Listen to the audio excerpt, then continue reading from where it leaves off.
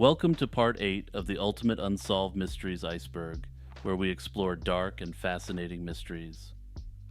On this iceberg, we deep dive unsolved mysteries, including true crime, myths and legends, strange events, cryptids, urban legends, and more. Now join me for a trip down the rabbit hole. Tara Calico.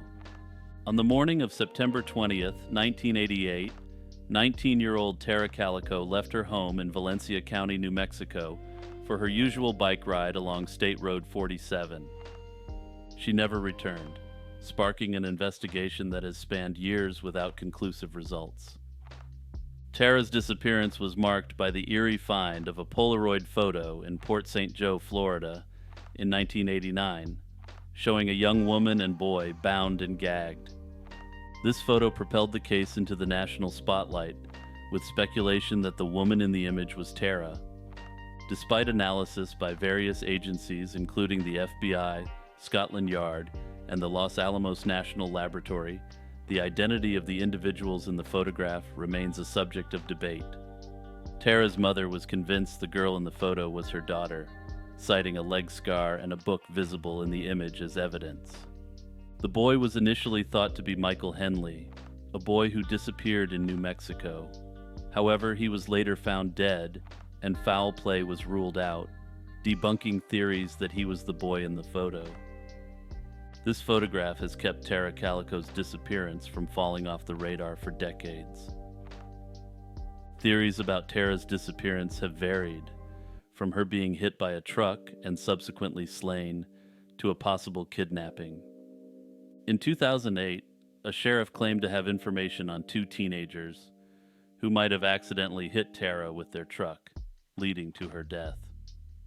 This theory, however, lacked sufficient evidence for arrests, given the lack of a body. The two boys indicated that they had accidentally struck her with their truck while they were driving, and rather than helping her, they ended her. In June 2023, the Sheriff's Department advised that they had submitted evidence to the district attorney to review for any potential charges. However, due to the seriousness of the allegations, the identity of the accused is currently sealed. As of February 2024, charges have not yet been laid at this point. Further, advancements in facial recognition software may be able to say with increasing confidence whether the girl in the Polaroid is Tara Calico. Wallace Thrasher. Wallace Thrasher led a life that reads like a script from a Hollywood crime thriller. Born and raised in the New River Valley, Thrasher was no stranger to the adrenaline-pumping life of drug smuggling. His early years included stints in the Navy, modeling, and even enduring a Mexican prison due to drug charges. Thrasher's life took a darker turn with his involvement in smuggling operations that saw him transporting massive quantities of marijuana into the United States, using Virginia's remote mountainous regions as his delivery destination. Thrasher's criminal activities came to the attention of the authorities in October 1984, when a plane registered to him crashed into a mountainside near Fancy Gap, Virginia. This crash revealed over 1,200 pounds of the devil's lettuce, and a body was found inside. However, upon further investigation, this was not Thrasher's body, but a pilot he hired to help as a part of his operations. But just as the investigation into Thrasher heated up, a strange event occurred. Wallace Thrasher allegedly died in a plane crash in Jamaica on November 5th, 1984. Curiously, at the funeral for Wallace Thrasher, guests were officially told that he perished in Puerto Rico, while others were informed privately that he passed away in Central America. His wife produced a death certificate and gave it to the authorities, who were suspicious of the document and quickly found the death certificate was a forgery. Further, the U.S. authorities contacted the Jamaican authorities, who had no record whatsoever of any such crash. Thrasher's wife later agreed to work with the authorities to bring down Thrasher's drug empire. After she agreed to cooperate, she advised the authorities of the story she was told by Thrasher's criminal associates. she was told that Thrasher took a large amount of cash to Belize. While in Belize, he boarded another plane for parts unknown. However, his associates advised that his plane really crashed that time just after takeoff, and that he had perished. In a conversation which I imagine was something like the famous steamed hams scene between Principal Skinner and Superintendent Chalmers, the associate came up with a rather unique story. In an attempt to explain away this obvious lie, he said that she couldn't see the crash site or the debris because the fire was so bad that they just bulldozed the plane into a hole. To confirm that her husband was dead, the associate went to the site after the alleged bulldozing incident. Surprisingly, despite the supposed complete and utter destruction of the plane, the associate found Thrasher's wedding ring at the site, confirming that he must have been on board. There have been no confirmed sightings of Wallace since 1984. The authorities dropped all charges against Wallace in 2015, and the statute of limitations on his crimes has expired, so if he was on the lam, he's been free to return to the United States since then. However, he has never returned despite having a family eagerly awaiting his return, if he is alive. There are a number of different theories as to what happened to Wallace Thrasher. One of the detectives investigating the case believes that he faked his death and assumed a new identity. He cites Thrasher's high intelligence and his previous use of false identities as evidence for this theory. Another theory is that he fled to Belize as his wife was advised. However, upon arrival with a large sum of drug loot, he was slain by his associates who made up a plane crash to cover up their crime. The final theory, supported by Wallace Thrasher's wife and family, is that he did indeed perish in the Belize plane crash. Evidence in favor of this theory is that Wallace Thrasher was a doting father and husband despite his criminal lifestyle. They don't believe he wouldn't have attempted to contact them in the decades following his disappearance. The Dancing Plague of 1518. In July 1518, Strasbourg, then located in the Holy Roman Empire, though now part of modern-day France, became the epicenter of the Dancing Plague of 1518. It began with a woman named Frau Trophea, who stepped out of her house and began to dance fervently in the streets.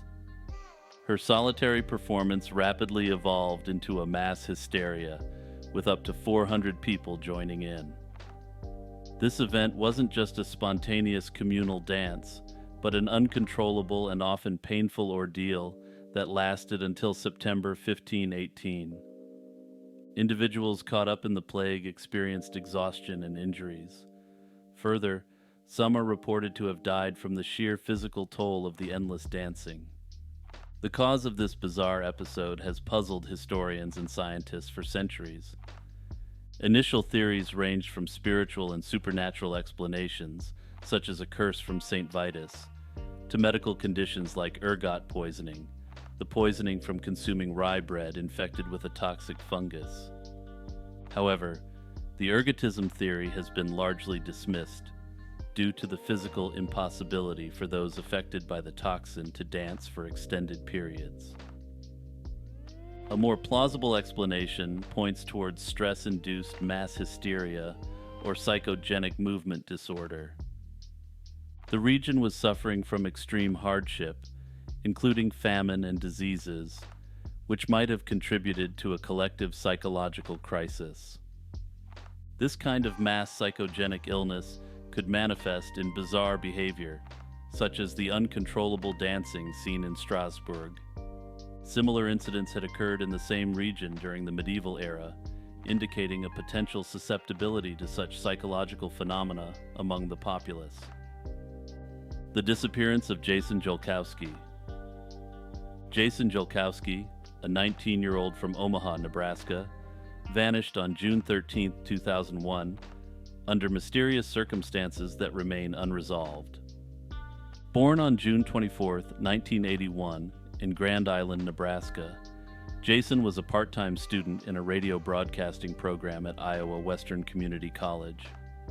He was also employed at a local restaurant and aspired to become a local radio DJ. The day of his disappearance, Jason was called into work early. His car was in the shop, so he arranged to meet a co-worker at Benson High School, his former school, for a ride. A neighbor saw him taking out the trash at around 10:45 a.m., but by 11:30 a.m., when his co-worker called his home, Jason had not arrived at the school as planned. Security footage from the school later confirmed he never made it there. Jason left behind a bank account with $650 untouched and several uncashed paychecks. He had been looking forward to starting a new job the following week, making his sudden disappearance out of character and leading his family to suspect foul play. Despite extensive investigations, no trace of Jason has been found. In the aftermath, his parents founded Project Jason, a non-profit organization aiding families of missing persons. Out of this tragedy, they successfully campaigned for the creation of Jason's Law in Nebraska, establishing a statewide missing persons database, undoubtedly leading to the saving of many lives. Sadly, Jason himself has still yet to be found. However, the Omaha police continue to actively investigate the case, leading to hope that there will one day be justice for Jason, or at the very least, some closure for his family.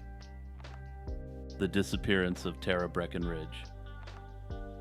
On August 4, 1992, Tara Suzette Breckenridge, a 23-year-old waitress at the men's club in Houston, Texas, disappeared under mysterious circumstances.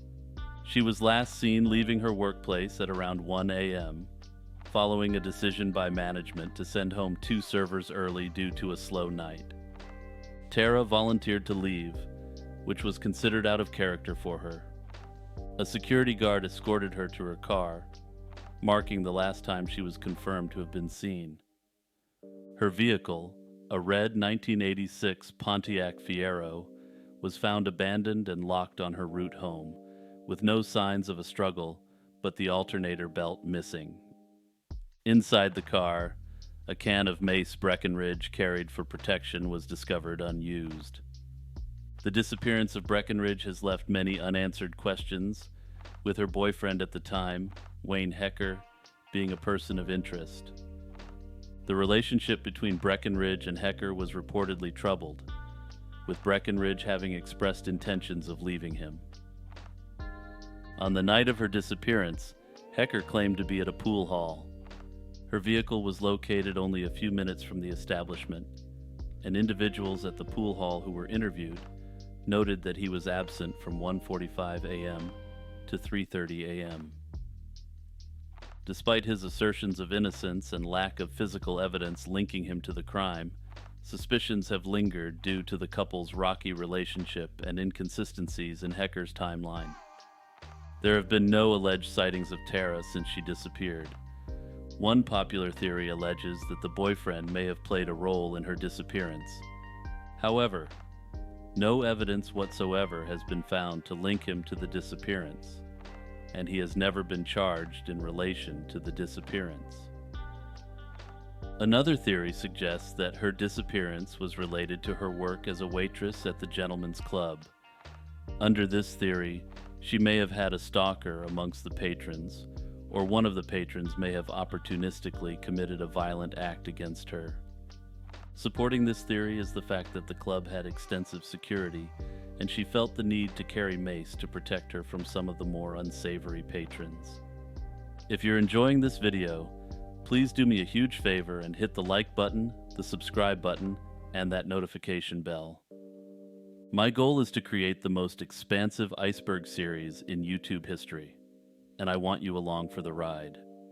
Also, consider signing up for a YouTube membership, joining the Patreon, and joining the Discord. Have you seen this man in your dreams? The This Man phenomenon began circulating online in 2009 when a website claimed people around the world were dreaming of the same face, despite never having met the man.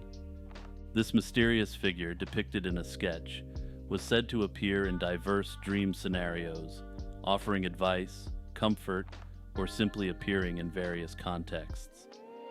The website, thisman.org, invited those who had seen the man in their dreams to share their experiences, contributing to the lore surrounding him. Internet users were fascinated by the man's appearance, with some suggesting that he falls into the quote-unquote uncanny valley. Also, quick aside, we're going to be exploring why the uncanny valley exists later in this video.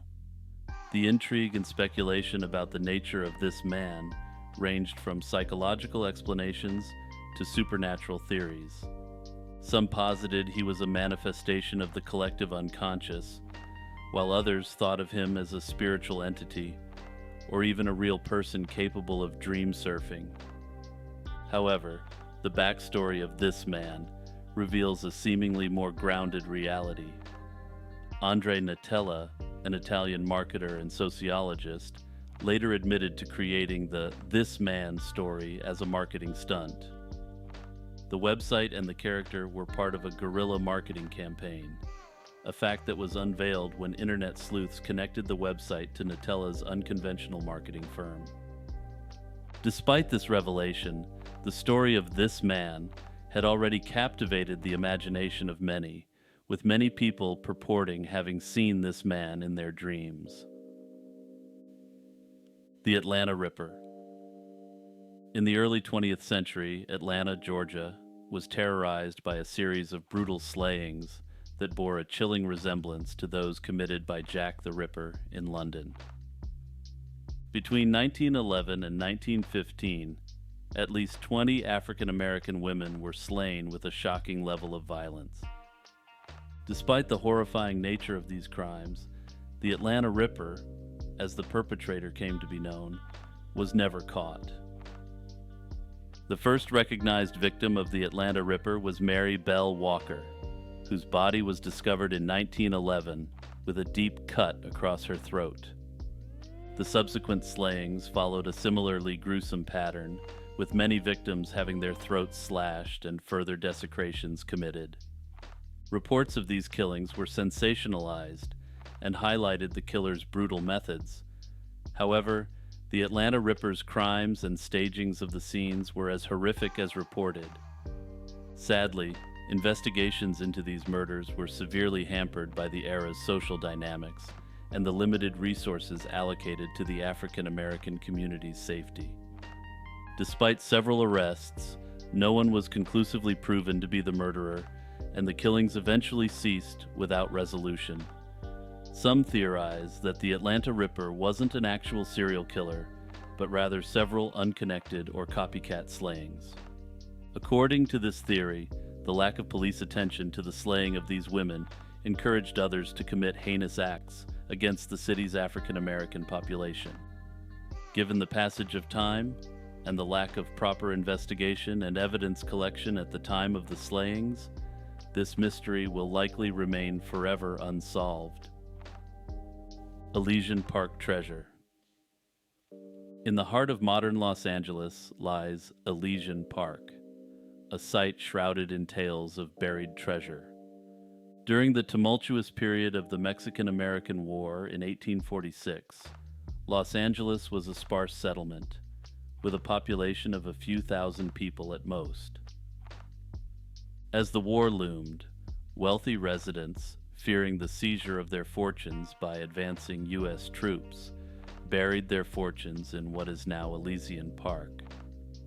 One notable tale involves Francisco Avila, a wealthy cattle rancher and landowner, who is said to have buried an extremely large quantity of coin and jewels within the park's canyons to protect it from American soldiers. Unfortunately, according to the story, Avila died shortly after, and despite knowledge of the treasure's existence, it was never located. Over the years, the legend persisted, with various individuals and treasure hunters attempting to locate Avila's lost wealth. Other less famous rumored caches hidden during the war by families seeking to safeguard their assets were also sought out by fortune seekers. The allure of these treasures has drawn countless individuals to Elysian Park, armed with metal detectors and hopes of discovering lost fortunes. Despite such efforts, and even though curious markings and tunnels have been found, no significant treasures have been unearthed.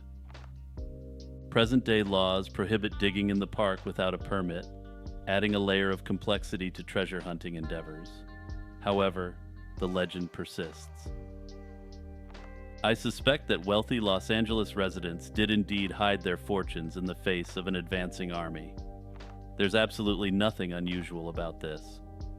However, upon further research, the battle referred to by this legend, known as the Siege of Los Angeles, was actually won by the Mexican forces, not the American forces.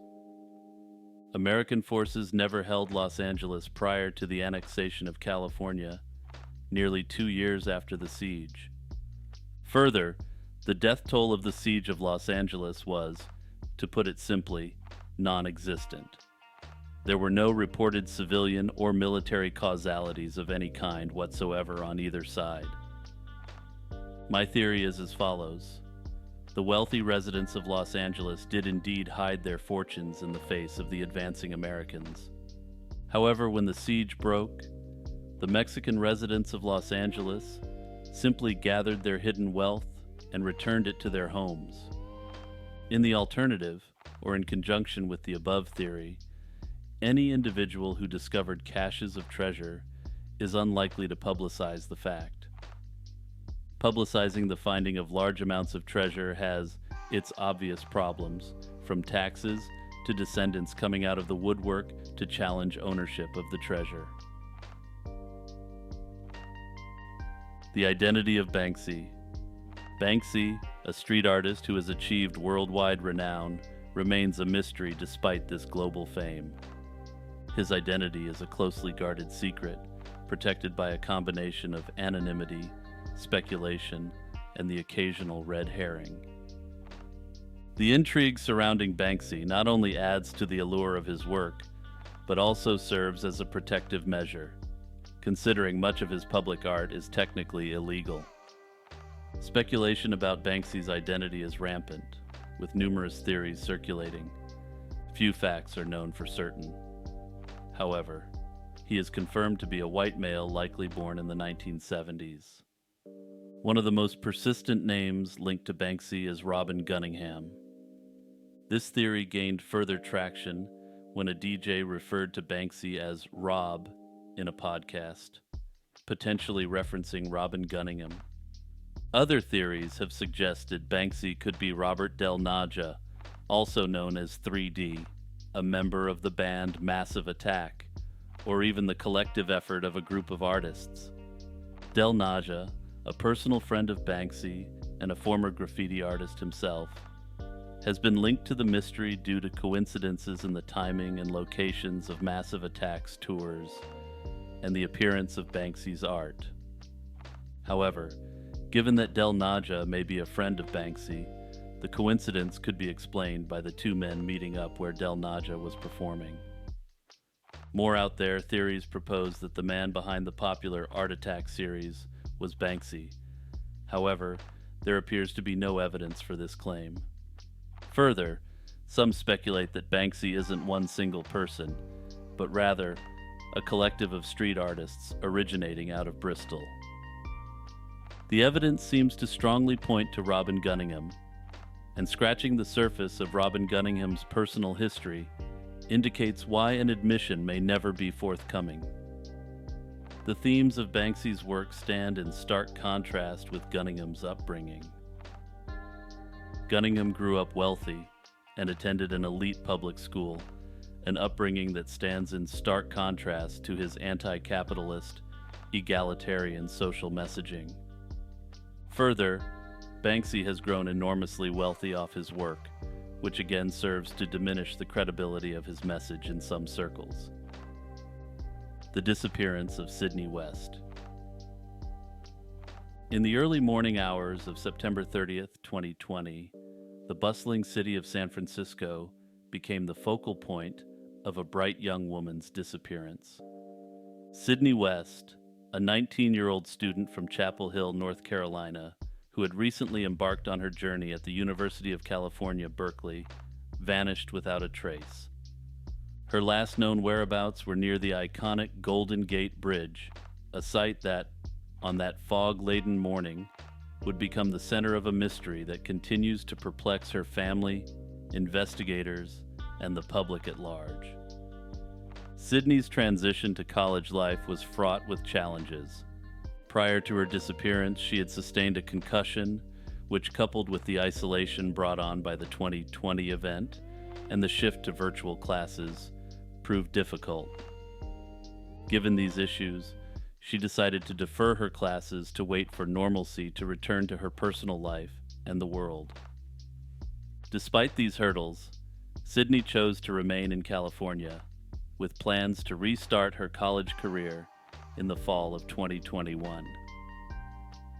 Conversations with her family on the eve of her disappearance gave no indication of the tragedy that was to unfold. The morning she disappeared, Sydney was dropped off near the Golden Gate Bridge by a ride-sharing service. The dense fog that morning rendered video footage from the area nearly useless, complicating efforts to trace her movements. Despite extensive searches and investigations, no conclusive evidence has emerged regarding her fate.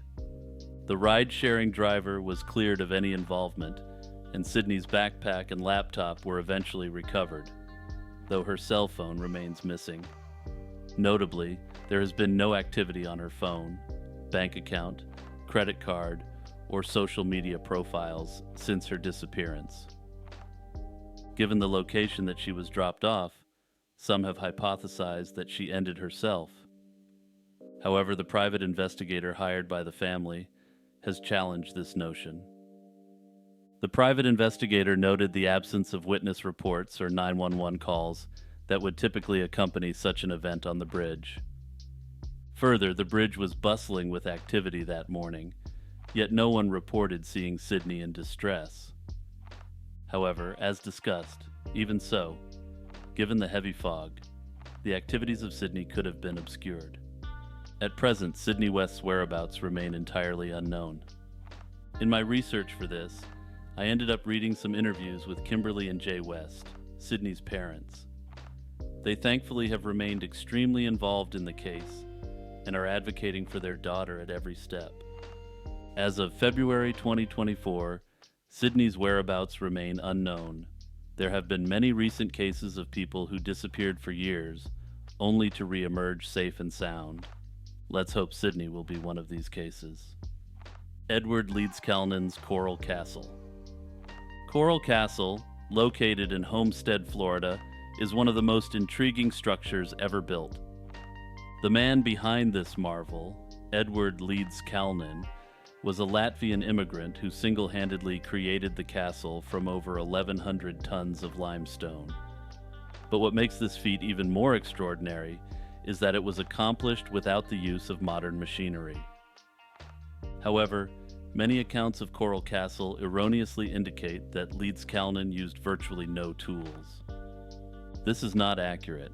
Leeds-Kalnin, by his own admission, made extensive use of pre-modern machinery. Born in Latvia in 1887, Leeds-Kalnin moved to the United States after a break with his fiancée. This heartbreak was the catalyst for what would become Coral Castle. Starting in 1923, Leeds-Kalnin worked on this monumental project until his death in 1951. The construction of Coral Castle is shrouded in mystery. Leeds-Kalnin, a small man of just over 5 feet tall and weighing barely 100 pounds, worked alone, often at night, to move and carve massive stones. Some of the stones used in the castle weigh several tons, with the largest stone estimated to weigh as much as 30 tons. The methods Leeds-Kalnin used to manipulate these stones remain a topic of speculation.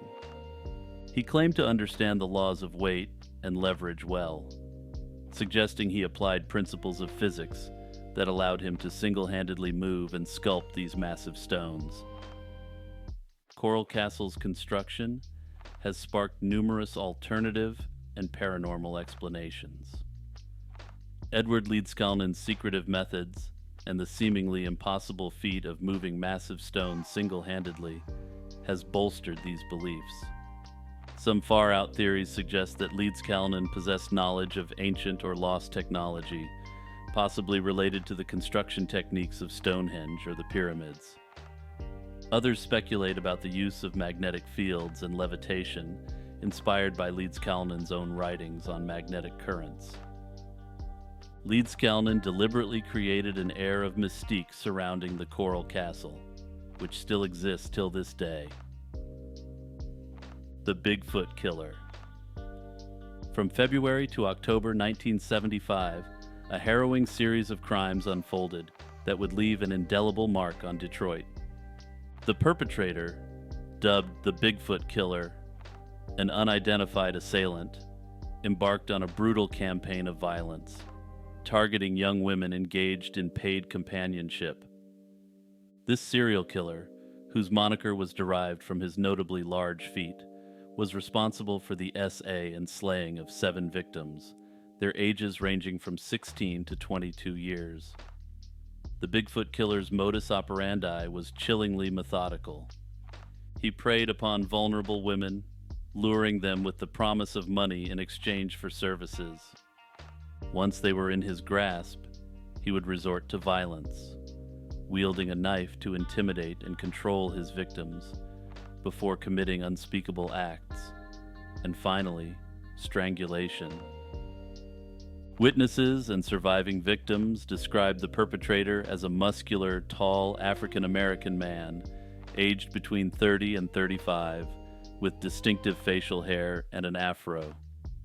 The investigation into these heinous crimes was fraught with challenges.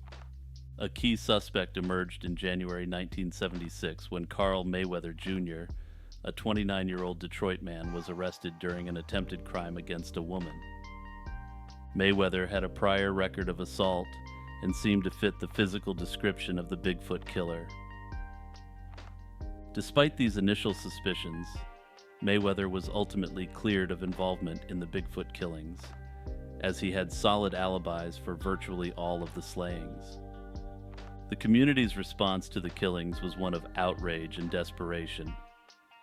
Activists and residents, frustrated with what they perceived as police negligence, organized rallies demanding action and accountability. Their criticisms centered on the authorities' reluctance to acknowledge the severity of the situation and their failure to protect the community's most vulnerable members. Further, they criticized the extreme lack of resources which were assigned to the case. Padre Pio. Padre Pio, a Capuchin friar, has been a figure of intrigue and reverence due to his reputed spiritual gifts and miracles. Born on May 25, 1887, in Pietrelcina, Italy, Pio spent much of his life in San Giovanni Rotondo, where he became renowned for bearing the stigmata, wounds mirroring those of Christ, among other mystical phenomena. Despite scrutiny and initial skepticism from the Vatican, Padre Pio was canonized as a saint in 2002 by Pope John Paul II, a testament to his lasting impact on devout Catholics. Padre Pio's life was marked by numerous reported miracles and acts of intercession. Among these, his ability to bilocate or appear in 2 places simultaneously, and his reception of the stigmata in 1918, stand out. In terms of more earthly accomplishments, he founded a research hospital in Vatican City, which is still operational today and is very highly regarded. The supernatural phenomena attracted attention and devotion, as well as controversy and investigation by skeptics within the church. Church authorities were initially extremely unwilling to accept the extraordinary claims made by Padre Pio. The miracles attributed to Padre Pio are varied, though most of the miracles surround his ability to intercede on behalf of sick and injured individuals. Critics and skeptics have offered various theories to explain Padre Pio's abilities, from fraud and self-infliction of his wounds to psychological phenomena. However, for many believers, these theories fall short of explaining the depth and breadth of Padre Pio's spiritual experiences and the tangible effects of his intercessions. For the faithful, his life and works are seen as a testament to the power of faith and the reality of mystical experiences within the Catholic Church. regardless of whether Padre Pio could actually intercede and heal the sick. The belief by the faithful that Padre Pio had the power to convince the creator of the universe to improve your bleak situation undoubtedly led to much more positive outcomes for the sick. Further, while some have questioned his motives, there's no evidence whatsoever that he received any secondary gain from his activities. Given his extreme levels of fame and notoriety in his lifetime, he could have quote-unquote had it all. However, as a member of a monastic order, he voluntarily chose to live a life of asceticism and continued to live a simple lifestyle despite his sheer level of influence. The Pharmacy Maniac. In 2011, Chelyabinsk, Russia, became the backdrop for a chilling series of crimes by an individual dubbed the Pharmacy Maniac. This unidentified assailant targeted 2 pharmacies within the city, leading to the loss of 2 lives under harrowing circumstances. The first incident occurred in May, inside a pharmacy where the perpetrator, masked and armed, demanded money from the people present, resulting in the fatal shooting of a 49-year-old man named Vladimir Shin, who had walked in to purchase medicine. A few months later, in August, a second attack unfolded in a similar fashion, claiming the life of 30-year-old Igor Ustinov. This time, the attacker shot Ustinov upon entering, and after a brief exit to reload his weapon, returned to ensure Ustinov was deceased. The killer's modus operandi involved the use of a sawn-off shotgun and attacks exclusively on classic brand pharmacies. Witnesses described the assailant as extremely unusual in appearance and odd in demeanor. Further, adding to the mystery, he used Russian phrases generally used by American soldiers in Russian films. Despite intensive investigations, which included the distribution of a facial composite and a large financial reward for information leading to his capture, the Pharmacy Maniac remains at large. The perpetrator's motive remains unknown, though he did engage in robberies. However, the robberies were for nominal sums of money, suggesting that robbery was not the primary motive behind the slayings. The Bunyip is a cryptid emerging from Australian Aboriginal folklore. Originating from a word with meanings akin to demon or evil spirit, the Bunyip has been a central figure of terror and mystery within the Australian interior's swamps and lagoons, called billabongs by the locals. Descriptions of the Bunyip vary widely, with some depicting it as a large amphibious animal with a blend of features from various animals, including a round head and an elongated neck. Others portray it as an alien-type creature. This creature's vocalizations, often described as booming or roaring, have cemented its place in the lore as a harbinger of fear and death. The creature's historical accounts are as varied as its descriptions. Early settler narratives and Aboriginal stories tell of a creature lurking in the murky depths, waiting to prey on the unsuspecting. However, concrete evidence of this cryptid's existence remains elusive, leading to widespread speculation and debate as to what this creature represents. Theories about the origins have evolved over time, with some researchers proposing that the creature might be a distant cultural memory of now extinct animals such as the Diprotodon or the Zygomaturus. The Diprotodon and the Zygomaturus are 2 gigantic marsupials who are thought to have gone extinct around the time of the arrival of humans in Australia 40,000 years ago. Others propose that they represent a relict population of these creatures, though there's no evidence that they continued on existing. Another popular theory suggests that a seal species that occasionally venture into river systems could be responsible for the sightings. Evidence in favor of this include the loud howling and barking associated with both creatures. The Jersey Devil.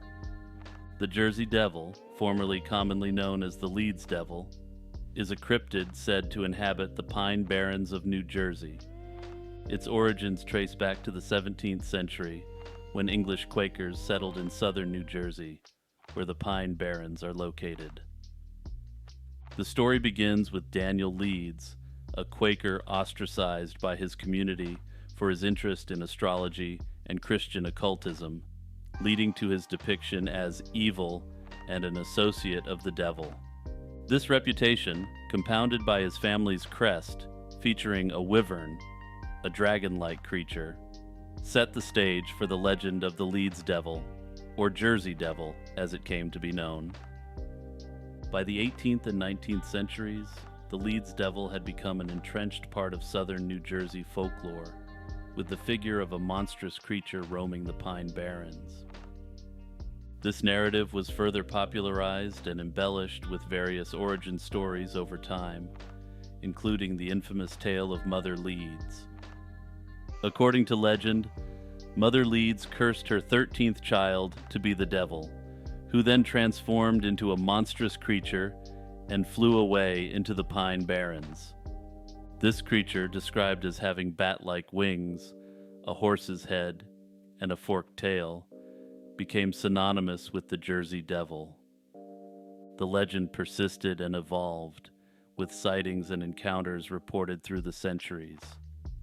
The creature was said to terrorize local communities, livestock, and travelers, leading to widespread fear and fascination. The most notable period of public hysteria occurred in 1909, when a series of sightings and strange footprints across New Jersey, Pennsylvania, and Delaware captured the public's imagination.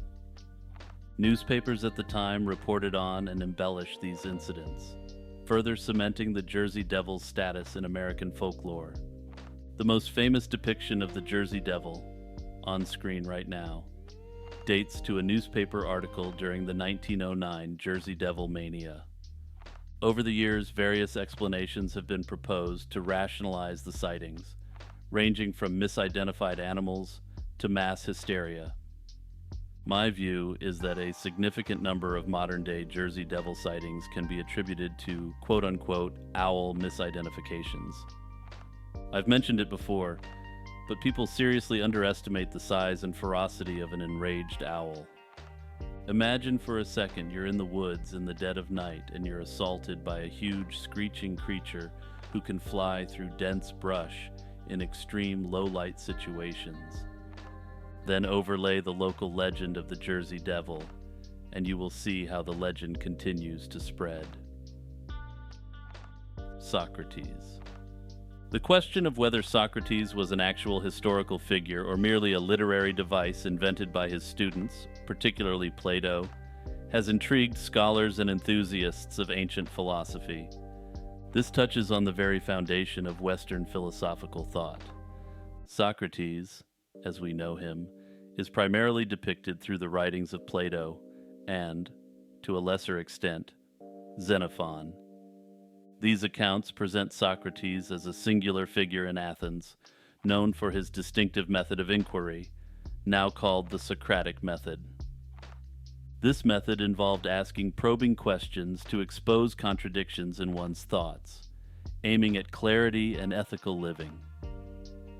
However, the absence of writings by Socrates himself complicates the matter, relying instead on his students' portrayals. Could Plato have used Socrates as a character through which to explore his own philosophical ideas? Proponents of this theory suggest that Plato crafted a compelling and consistent character to serve as a mouthpiece for his philosophical investigations. On the other hand, defenders of Socrates' historicity point to the broader historical context and external references to his existence. Aristophanes, a contemporary playwright, caricatured Socrates in his comedy The Clouds, depicting him as a sophist and natural philosopher. This portrayal, while unflattering and satirical, nonetheless indicates that Socrates was a well-known figure in Athens, distinct enough to be the subject of public satire. Or, to put it in distinctly modern terms, this evidence for Socrates' historicity can be summed up in the modern phrase, "You haven't made it till you've got haters." Moreover, the philosophical impact of Socrates extends beyond Plato and Xenophon. Aristotle, who studied at Plato's academy, refers to Socrates and critiques some of his ideas, suggesting a recognition of Socrates as a historical figure whose teachings were distinct from those of Plato. This indirect evidence from Aristotle further supports the argument for Socrates' historical existence. Further, as anyone who has studied ancient history deeply knows, the quote-unquote evidence for most historical figures is sparse and pieced together from primary and secondary sources, which have been filtered through millennia of copying. Further, the secondary sources virtually always reference or appear to reference numerous primary sources which are lost to time. In my view, Socrates was almost certainly a real person. He is well attested from multiple ancient sources, and circumstantial evidence supports his historicity. Further, his lack of writings isn't a knock against him, for two reasons. First, no one had ever claimed that Socrates was a prolific writer. Instead, he was a prolific teacher. Given that he was primarily a prolific teacher, it would make sense that we know about him most through the people he influenced most, his students. Second, the vast majority of ancient writings are lost. Having extensive works in an ancient philosopher or writer is the exception rather than the rule. Also, quick aside with respect to the first point. At roughly the same time in human history, on the other side of the Eurasian continent, another great teacher and philosopher had his speeches and lectures compiled by his students. That individual was Confucius, who also arguably has no writings directly attributed to him, despite the monumental influence of his philosophy. Shinjuku Kabuki-cho Love Hotel Killings. In 1981, Tokyo's Shinjuku and Kabuki-cho districts were the scenes of a series of chilling, unsolved slayings that have since become known as the Shinjuku Kabuki-cho Love Hotel Killings. The cases involved the deaths of 3 women, all strangled in love hotels, a type of short-stay hotel found in Japan that offers privacy for couples. The series of slayings only ceased after a 4th woman survived. The first known victim, referred to as Hostess A, was discovered strangled to death in March 1981. Found in a love hotel, she was initially believed to be a 33-year-old paid companionship provider based on the identification found on her. However, it was later revealed that her ID was fake and that she was actually a 45-year-old woman who was estranged from her family. The second victim, known as Hostess B, met a similar fate in April 1981. She was strangled with her pantyhose.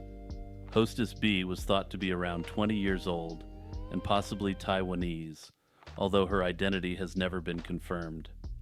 The third victim, Shujo A, a 17-year-old girl, was found in June 1981.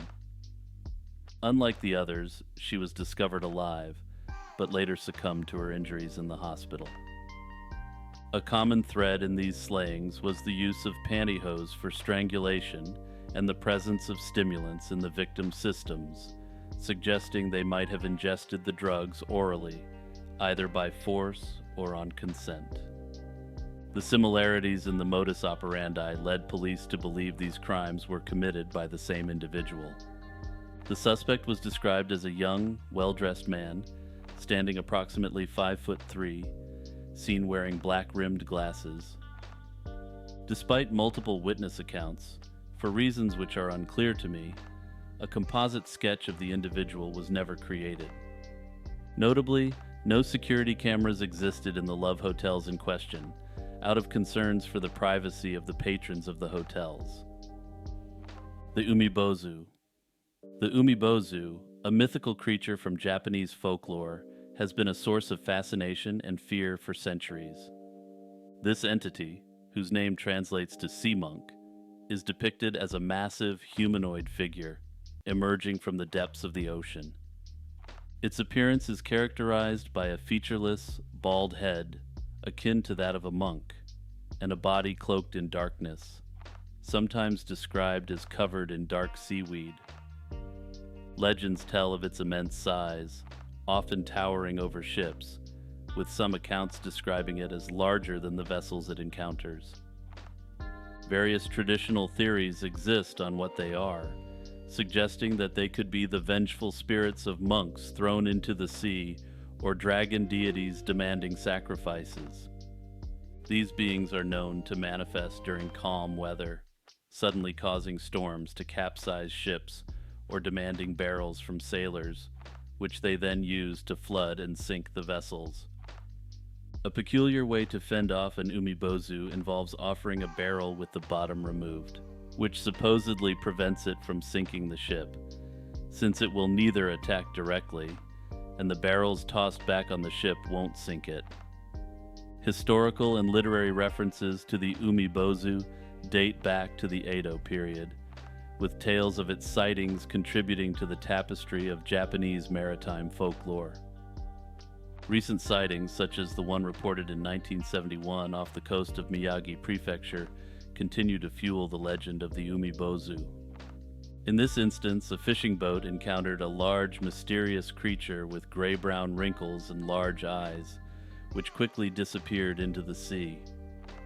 In my view, some UmiBosu sightings may be explained by the phenomenon of rogue waves, which are unusually large and unexpected waves that appear suddenly in the ocean. These massive waves can reach heights of over 100 feet, often coming from directions other than the prevailing wind and wave patterns. This theory explains three elements of the cryptid. First, it explains the sheer size of the creature, dwarfing large vessels. Second, rogue waves are associated with calm waters, rather than tumultuous oceanic patterns. The UmiBosu is said to strike when the waters are calm, causing ships to capsize. Finally, it provides one explanation for the habitat of the creature. While the traditional explanation is that the creature lives in the ocean due to its large size, it also suggests why there's never been a sighting of an UmiBosu in a river estuary or a bay. The 1458 Mystery Eruption. In the mid-15th century, a significant volcanic event, now referred to as the 1458 Mystery Eruption, left a mark on the climate and history of the Earth, despite the volcano which caused it remaining unidentified. Historical accounts from Europe and Asia during the 1450s to 1460s describe unusual weather patterns, such as smog and haze in the skies, sun discoloration, and volcanic ash. These phenomena were accompanied by severe climatic disruptions, including increased precipitation, lower temperatures, famines, and property damage due to flooding and freezing conditions. The mystery eruption's impact was global, affecting crop quality, wine production, and exacerbating the hardships of medieval populations. The sulfur spike from this eruption, recorded in ice cores, suggests a massive aerosol cloud spread across the Earth, altering weather patterns and contributing to the climatic conditions of the time. Ice core analysis has been pivotal in studying past volcanic activity, capturing particles and gases from eruptions and allowing scientists to trace their climatic effects. However, the 1458 eruption's specific source remains elusive, partly due to the challenges in correlating sulfur spikes in ice cores with known volcanic events. Initial hypotheses pointed towards the submerged Kauai caldera in Vanuatu as the source. Still, recent studies, including the analysis of particles from Antarctic ice cores, have cast doubt on this theory.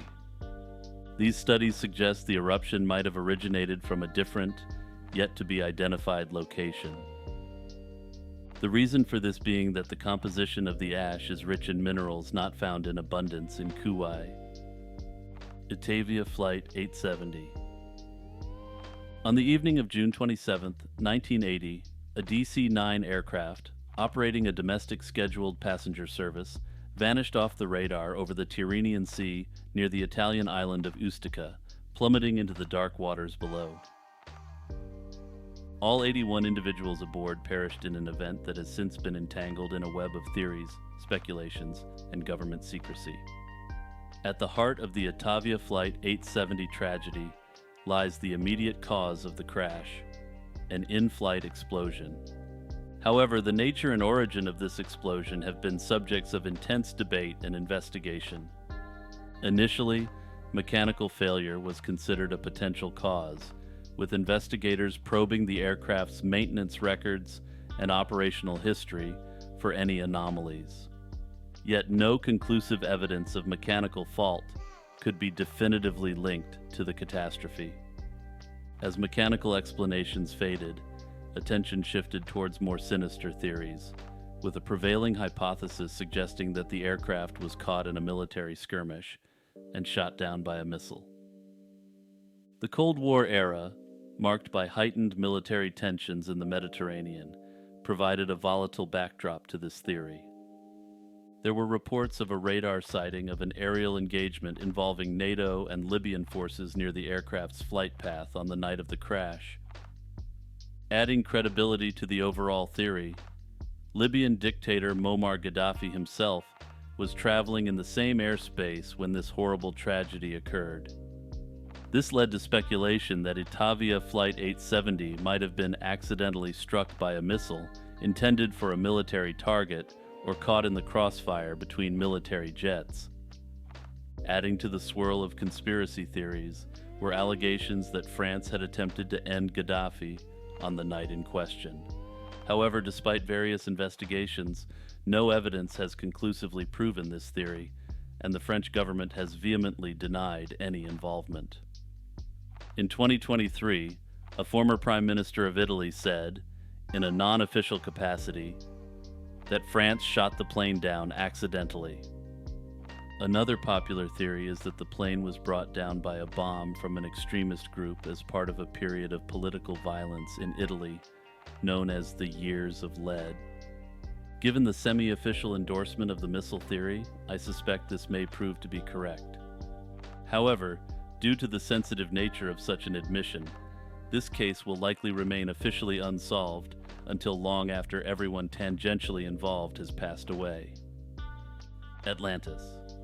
Atlantis, a name that conjures images of an advanced civilization lost to the depths of the ocean, has fascinated historians, philosophers, and the general public for millennia.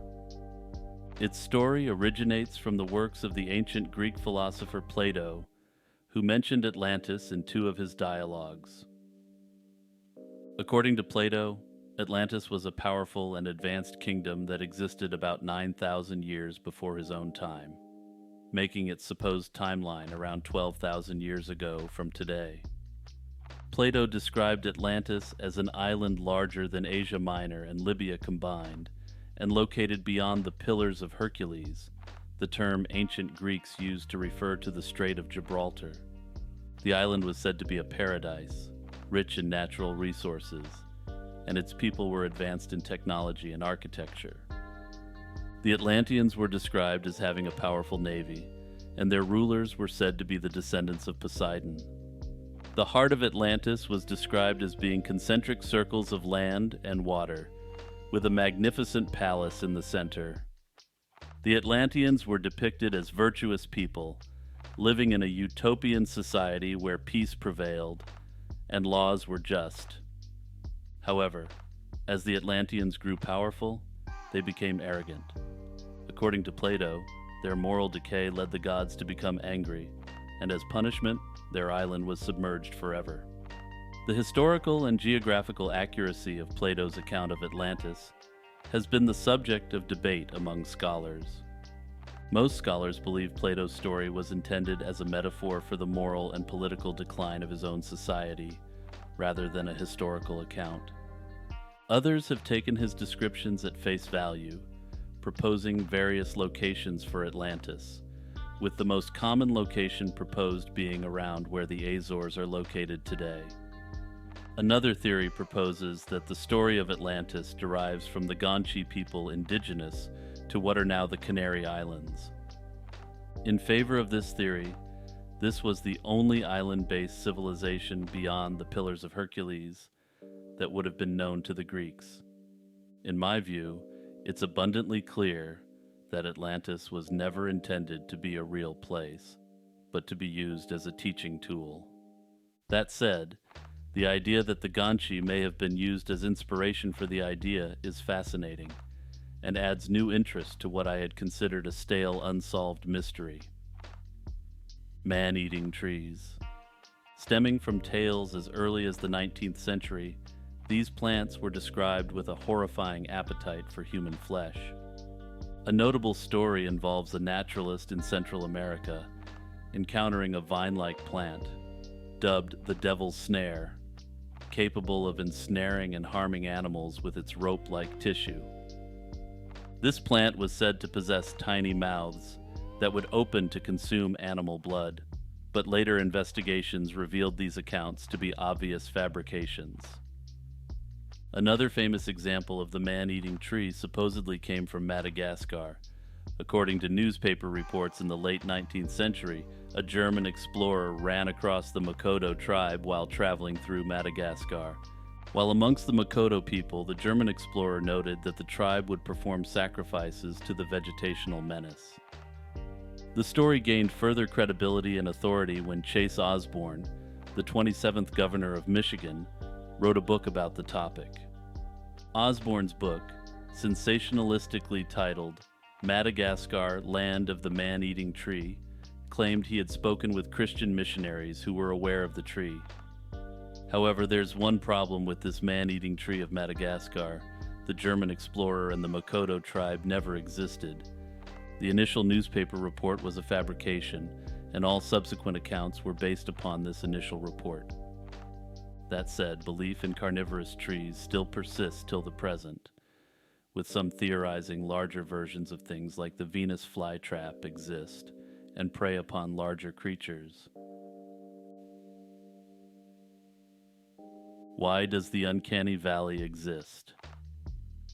The uncanny valley exists as a psychological defense mechanism rooted in our brain's intricate way of processing human-like entities. When robots or avatars nearly mirror human appearance or behavior, they trigger a primal alarm within us.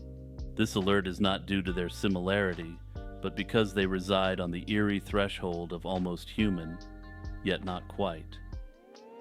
This phenomenon, first identified by Japanese robotics pioneer Masahiro Mori in 1970, reflects our brain's method of distinguishing between genuine human traits and those artificially emulated.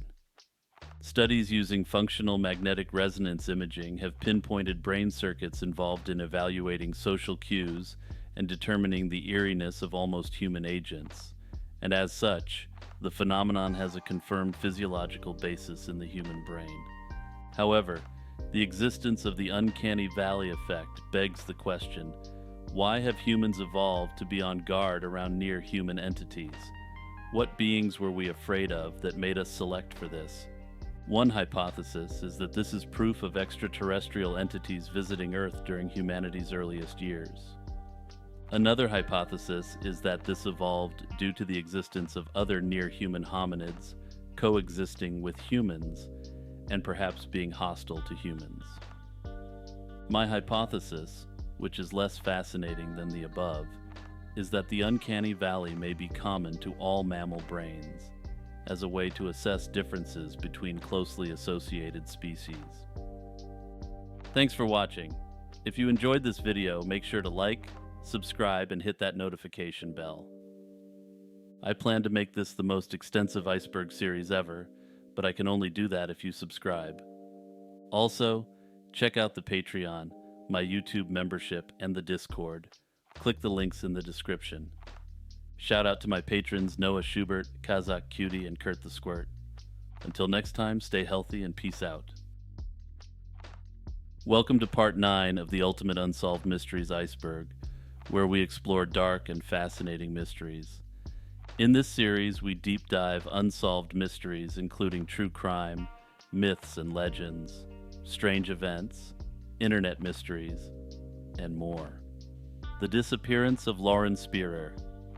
In the early hours of June 3, 2011, Indiana University sophomore Lauren Spearer vanished after a night out with friends in Bloomington, Indiana. Lauren Spearer, originally from Scarsdale, New York, was majoring in textile studies at Indiana University.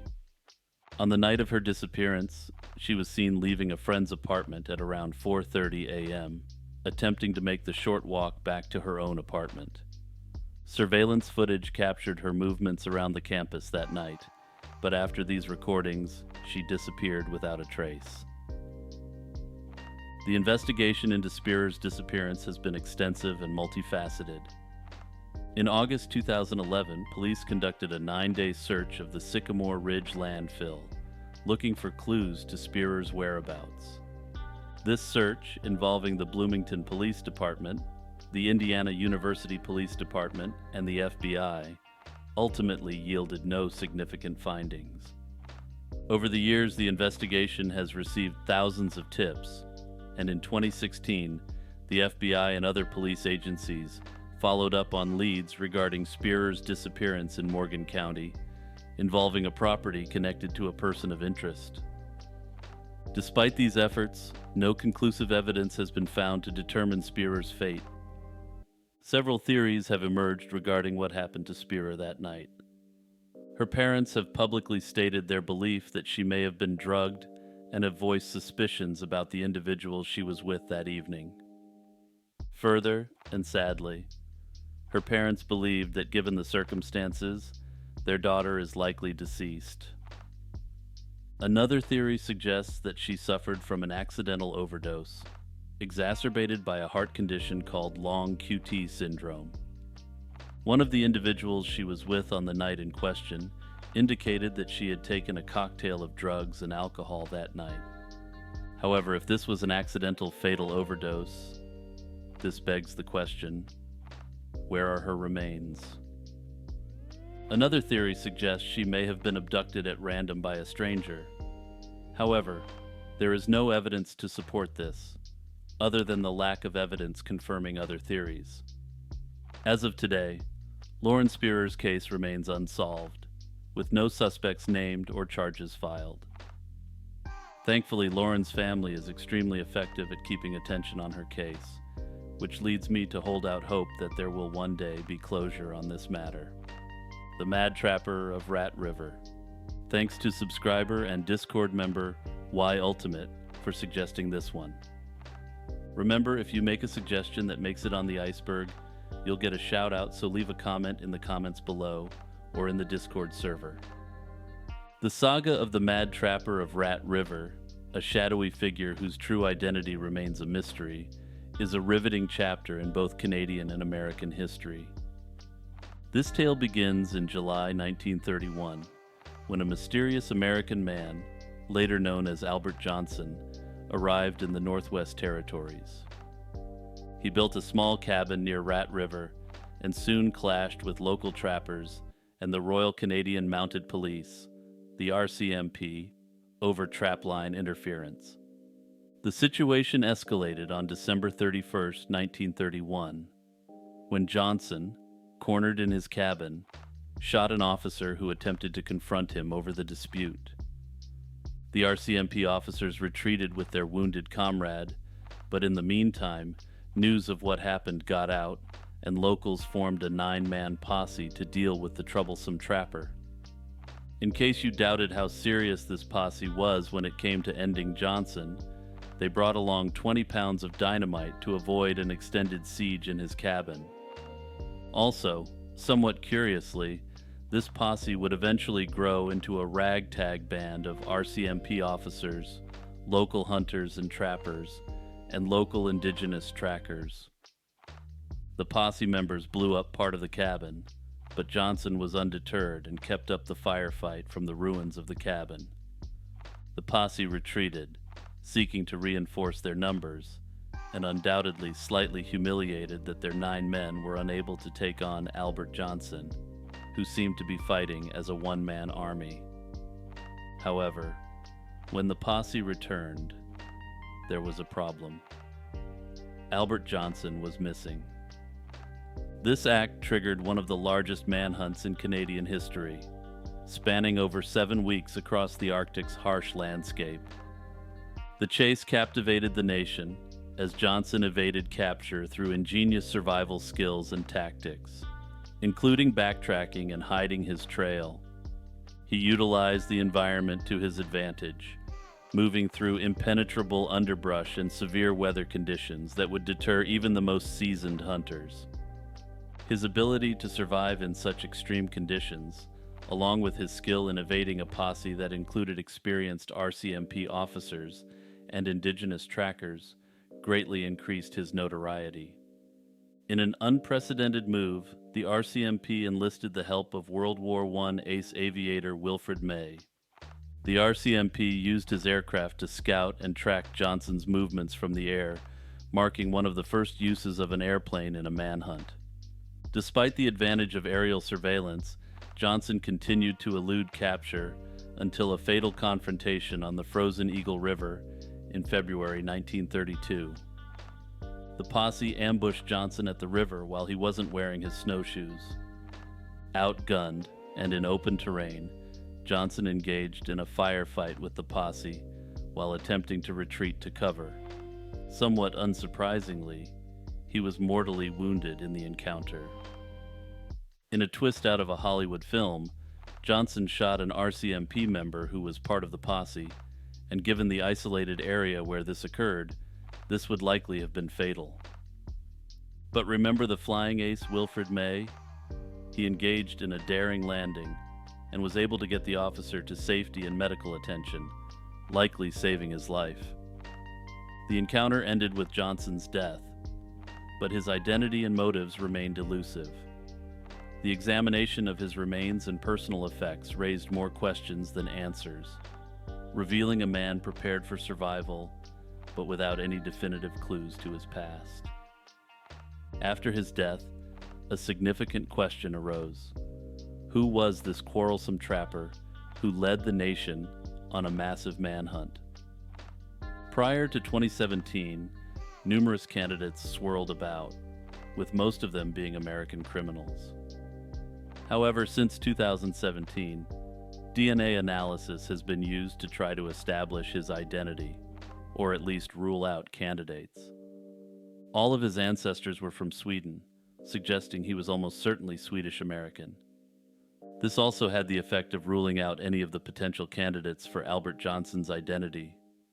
I've said it before in relation to other cases, but Netflix, you need to turn the Albert Johnson story into a limited series. This case has all the elements you need for a great 6 or 8 part story, and the best part is that there's a mystery underneath it all, too. Doreen Marfeo. The disappearance of Doreen Marfeo unfolded in Johnston, Rhode Island, on March 29, 1990. At the time of her disappearance, Doreen and her husband, Stephen Marfeo, were experiencing marital difficulties, leading Doreen to resign from her job at the Rhode Island School of Design to focus on their marriage. On the day she was last seen, Stephen claimed to have taken an unusually long 70-minute lunch break to eat at home with Doreen. He later claimed he returned later that afternoon, finding her missing. Despite her apparent departure, Doreen left behind many personal items, including her car, toothbrush, hair curlers, 2 pet cats, and substantial funds in joint bank accounts. Additionally, she suffered from severe allergies, which could cause her throat to swell, a condition that raised further concerns regarding her well-being after her disappearance.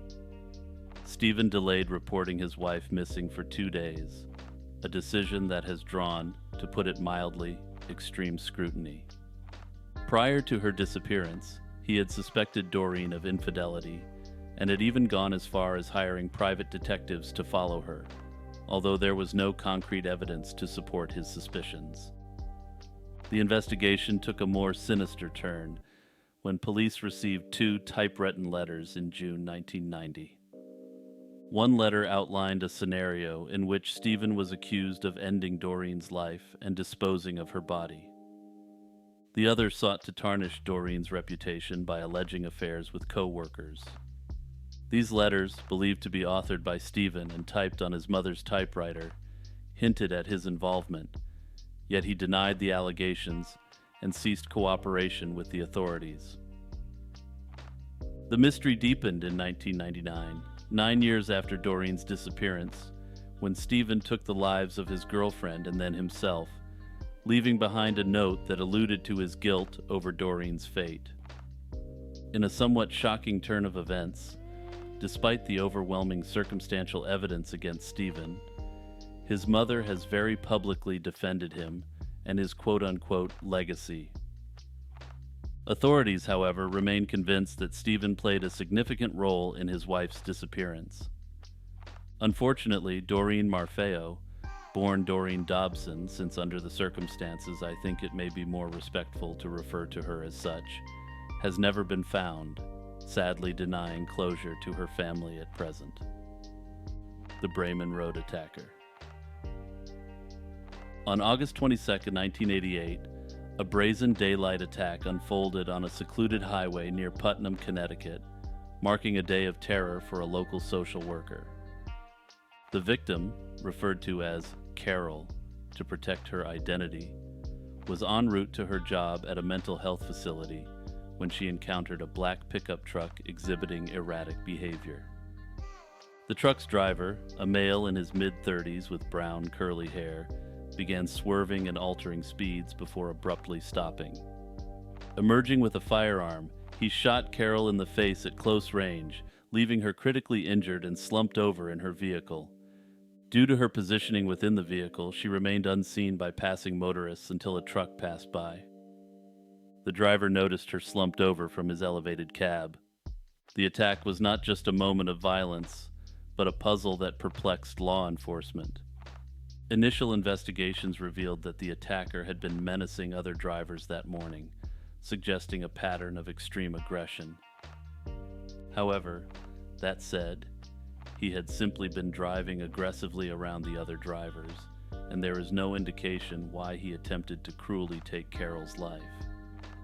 Despite the severity of Carol's injuries, including a severed carotid artery and paralysis of her left vocal cord, she survived, thanks to the timely intervention of the truck driver.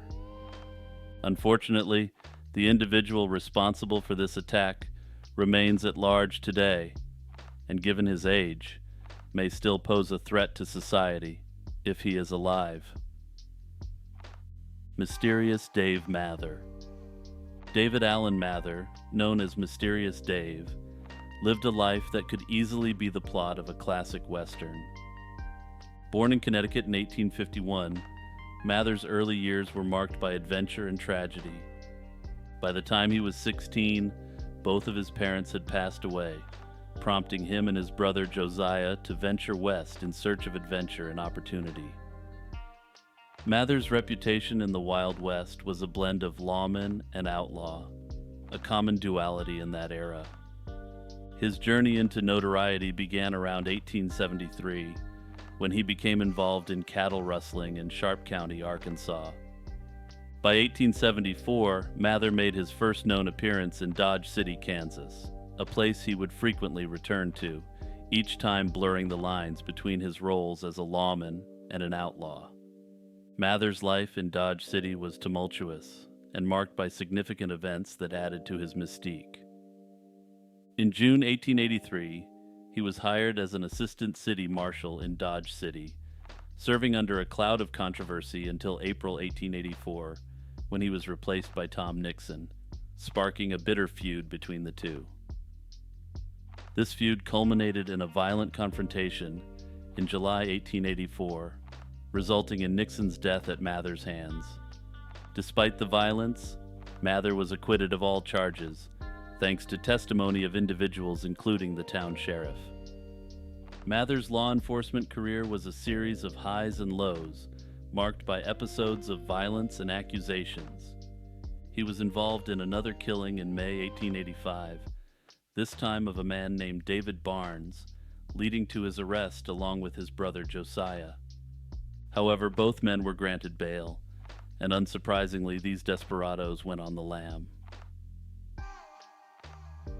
The final chapters of Mather's life are wrapped in mystery. Josiah, his brother, claimed he never saw his brother again after they departed Dodge City, and never heard from him again in any capacity. Adding credence to this story, Josiah, who went on to live until the 1930s, confirmed with his children in private that he had no idea what happened to his brother. After his disappearance from Dodge City, rumors and speculations filled the void left by his absence. The most intriguing rumor theorizes that he went to Canada and enlisted in the Royal Canadian Mounted Police. Under this theory, he may have served in the organization under an assumed identity until as late as the 1920s. The RCMP has explicitly denied this theory. However, identities were difficult to verify in the late 19th century, and I doubt that they would have turned down an experienced lawman and gunfighter. The truth about Mysterious Dave's final days remains elusive, much like the man himself.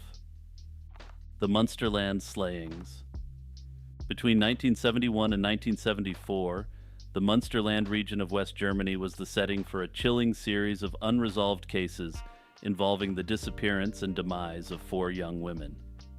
These individuals, all in their 20s, shared similar physical characteristics and had been hitchhiking prior to their vanishings. They were later discovered strangled, their bodies left in unnaturally posed positions, without signs of any SA or any inference of that nature. Their personal belongings were stolen, with only a single item ever recovered, indicating the calculated nature of the perpetrator's actions. The first case involved Edeltraud van Boxel, found under mysterious circumstances that suggested transportation in a vehicle, evidenced by specific burn marks. Edeltraud was working as a paid companion and was last seen getting into a white Volkswagen Beetle. Barbara Storm's case further perplexed authorities due to her last known activities and the subsequent discovery of her body in a remote area. She was last seen with a man in his 20s who had picked her up while hitchhiking. Marlies Hemmer's disappearance led to the finding of her remains in a secluded location with personal items missing. Erika Kuntz's case echoed the grim pattern, her demise marked by similar, inexplicable details.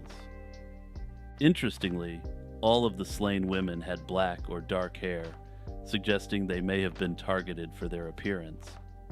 Based on my research in English language sources, and through machine-translated German sources, there appears to be no indication that the police have ever named a suspect. However, the suspected perpetrator was noted to be a white male in his 20s, with dirty blonde to brown hair. Given the age of this individual, and given the horrific nature of these slayings, I doubt that he stopped there unless he was incarcerated on unrelated crimes, or ended by other means. The Monopoly Man, the Monocle Mandela Effect. The Monopoly Man, often envisioned with a monocle, has sparked widespread discussion due to the Mandela Effect, a phenomenon where a large group of people shares a false memory. Despite the common belief, the Monopoly Man, officially known as Uncle Pennybags, has never been officially depicted with a monocle since his debut in 1936. Proponents of this Mandela effect state that 2 realities merged, one where the Monopoly Man wears the monocle, and another one where the Monopoly Man does not. In my view, this Mandela effect is not fruit of the loom tier, and there is likely a simple explanation for it. Also, programming note: all Mandela effects will be graded against the fruit of the loom cornucopia. In popular culture, there are only a couple of stock characters that are associated with the usage of the monocle. The first, which does not apply to the Monopoly Man, is that of a stern German aristocrat from the ancient aristocracy. This image is generally associated with World War I. The second is the American blue-blooded aristocrat, often depicted wearing a top hat and carrying a cane. While this stock character has long since fell out of fashion, the popular Planters Peanut mascot lives on, donning a monocle, top hat, and cane. The Monopoly Man does factually carry a cane and wear a top hat. The association between these two items allows the human brain to fill in the monocle where none exists. I propose that this is similar to how our brains are not designed to read every letter of every word, but rather, our brains come to be trained to efficiently process text. Let me know what you think of this theory in the comments below. Also, if you have an alternative theory, I would love to hear it.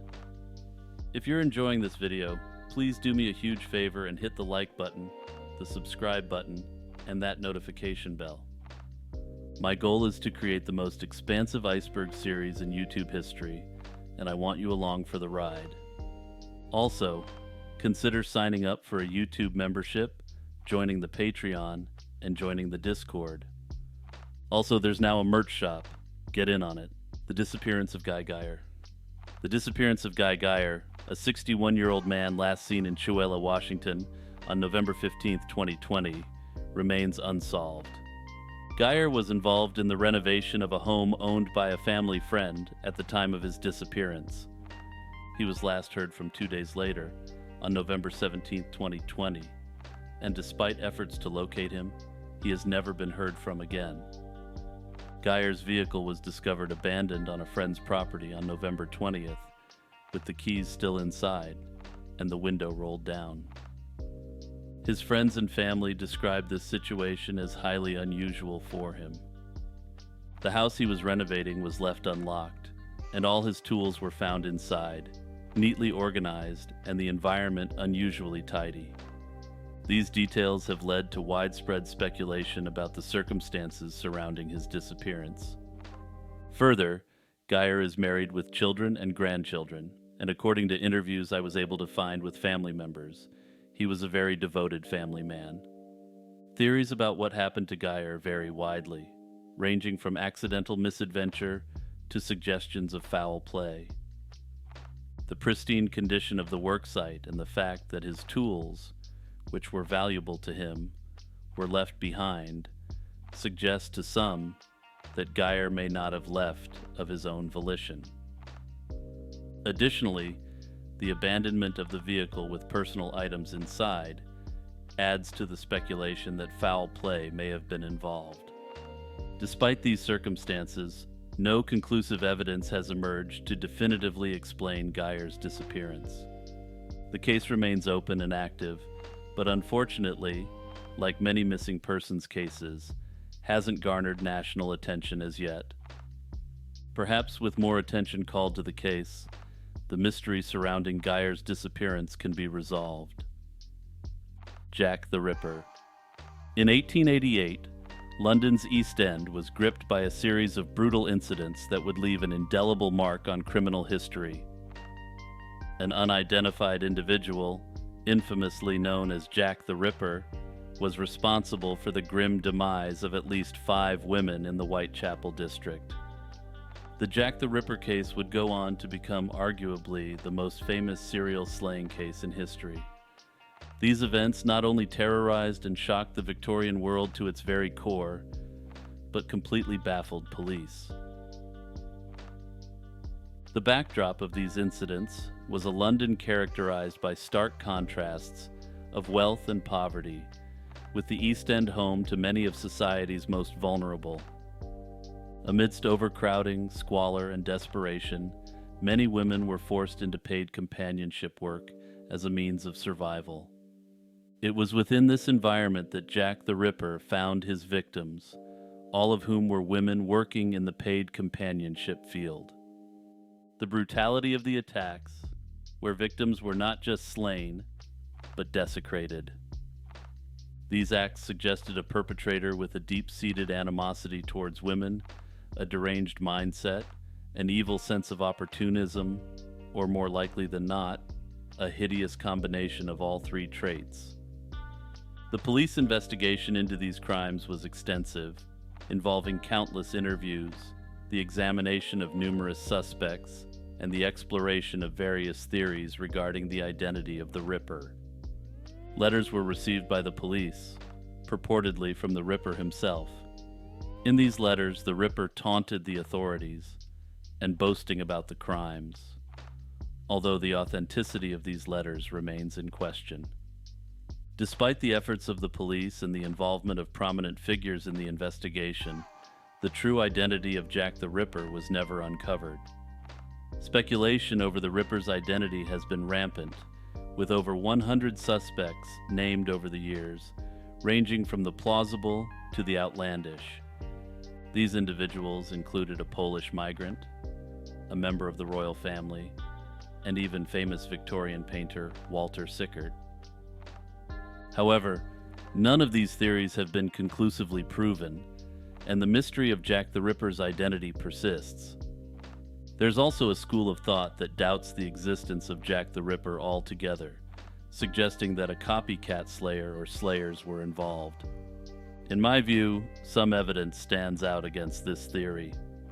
The cases occurred over a short period of time, and given the modus operandi for all of them, and given the newspapers' widely printed false stories sensationalizing the case, the real Ripper was out there. The victims, often referred to as the Canonical Five, were Marianne Nichols, Annie Chapman, Elizabeth Stride, Catherine Eddowes, and Mary Jane Kelly. Their slayings, characterized by a specific modus operandi, suggested a single perpetrator. Further, the police and the public have tried to connect numerous other slayings to the Ripper, though the Canonical Five, as their name would indicate, are the only five that are universally accepted. With respect to the theory that the Ripper didn't exist, I can accept the copycat theory in relation to some of the non-canonical victims. There were likely individuals who tried to use the Ripper MO as cover for their own crimes. After all, the tabloid media did have an incentive to drum up new Ripper slayings to sell papers. Dr. Arvind Sinha. Born on January 7, 1958 in India, Dr. Sinha was a respected physician until the allegations revealed against him in January 1992. According to the evidence of a then 19-year-old woman, Dr. Sinha committed an unspeakable violation against her in 1989. Dr. Sinha was arrested soon thereafter and charged with SA. At the bail hearing, his bail was set at almost $200,000, not adjusted for inflation. The bail was set at such a high amount as the district attorney's office argued that due to his wealth and connections to India, he presented an extreme flight risk. The day following his bail hearing, he posted bail and was never seen again. His disappearance has led to a widespread search, with police believing that he likely fled to India, or in the alternative, had stayed somewhere in the United States. If he stayed in the United States, it is assumed that he had altered his appearance to attempt to practice medicine under an assumed identity. That said, given that he is still wanted after 30 years, I would tend to agree that he likely fled to India. Further, there's always the possibility that given the circumstances, and his life and medical practice collapsing around him, that he chose to consensually end himself under the pressure. Arnoldo Jimenez. Arnoldo Jimenez, born on February 19, 1982, is wanted in connection with the slaying of his wife, Estrella Carrera, the day after their wedding. On May 8, 2019, Jimenez was added to the FBI's 10 most wanted fugitives list, marking a significant turn in a tragic case that began 7 years prior. The case against Jimenez centers on the events following his wedding in May 2012. Just one day after marrying Estrella Carrera, she was found deceased in the bathtub of her Burbank, Illinois apartment, leading to immediate suspicions regarding Jimenez's involvement. The aftermath of this tragic event set off a manhunt for Jimenez, who has not been seen since. His disappearance has led to widespread speculation about his whereabouts, with some believing he may have fled the country. The FBI believes that due to familial connections, he may be in Mexico. Interestingly, in September 2012 in Texas, his brother was arrested on drug charges, and in the course of searching the brother's house, a gruesome discovery was made. Arnoldo's 2006 Maserati was discovered in his brother's possession. The vehicle was covered in blood, indicating that the offense had taken place inside the vehicle, not the apartment. An active reward of up to $250,000 remains open for information leading to his arrest. Kowloon Walled City. Kowloon Walled City, once a densely populated enclave within the boundaries of Kowloon City, British Hong Kong, was an architectural anomaly and a historical conundrum. Its origins can be traced back to the Song dynasty, originally established as a military outpost. Over centuries, it evolved into a self-contained enclave. Following the Treaty of Nanking in 1842, Hong Kong Island was ceded to Britain, leading the Qing authorities to fortify the outpost as a countermeasure against British influence. Despite being surrounded by British territories, the walled city was left as a Chinese enclave after another treaty in 1898. However, while the walled city was nominally part of the Qing Empire, it was ungoverned by either them or the British. The population surged after World War II, as refugees fleeing the Chinese Civil War found refuge within its walls, turning it into a densely packed urban settlement. By the 1980s, the walled city housed approximately 35,000 people within its 6-acre area, making it one of the most densely populated places on Earth. This growth occurred with minimal oversight from either British or Chinese authorities, leading to a complex maze of buildings up to 14 stories high. This structure was constructed without adherence to any building codes or regulations. The lack of government intervention created a unique environment where the community was largely self-governing. This autonomy, however, also facilitated illegal activities. The walled city became notorious for its unlicensed businesses, including dental and medical practices, and was a hub for much more nefarious activities. Triad groups operated with impunity, engaging in all the illicit trades you can imagine. British and Chinese authorities largely ignored the enclave until the late 20th century, when plans for its demolition were set in motion. The demolition of Kowloon Walled City began in 1993 and concluded in 1994, following a lengthy eviction process that started with the announcement of demolition plans in 1987.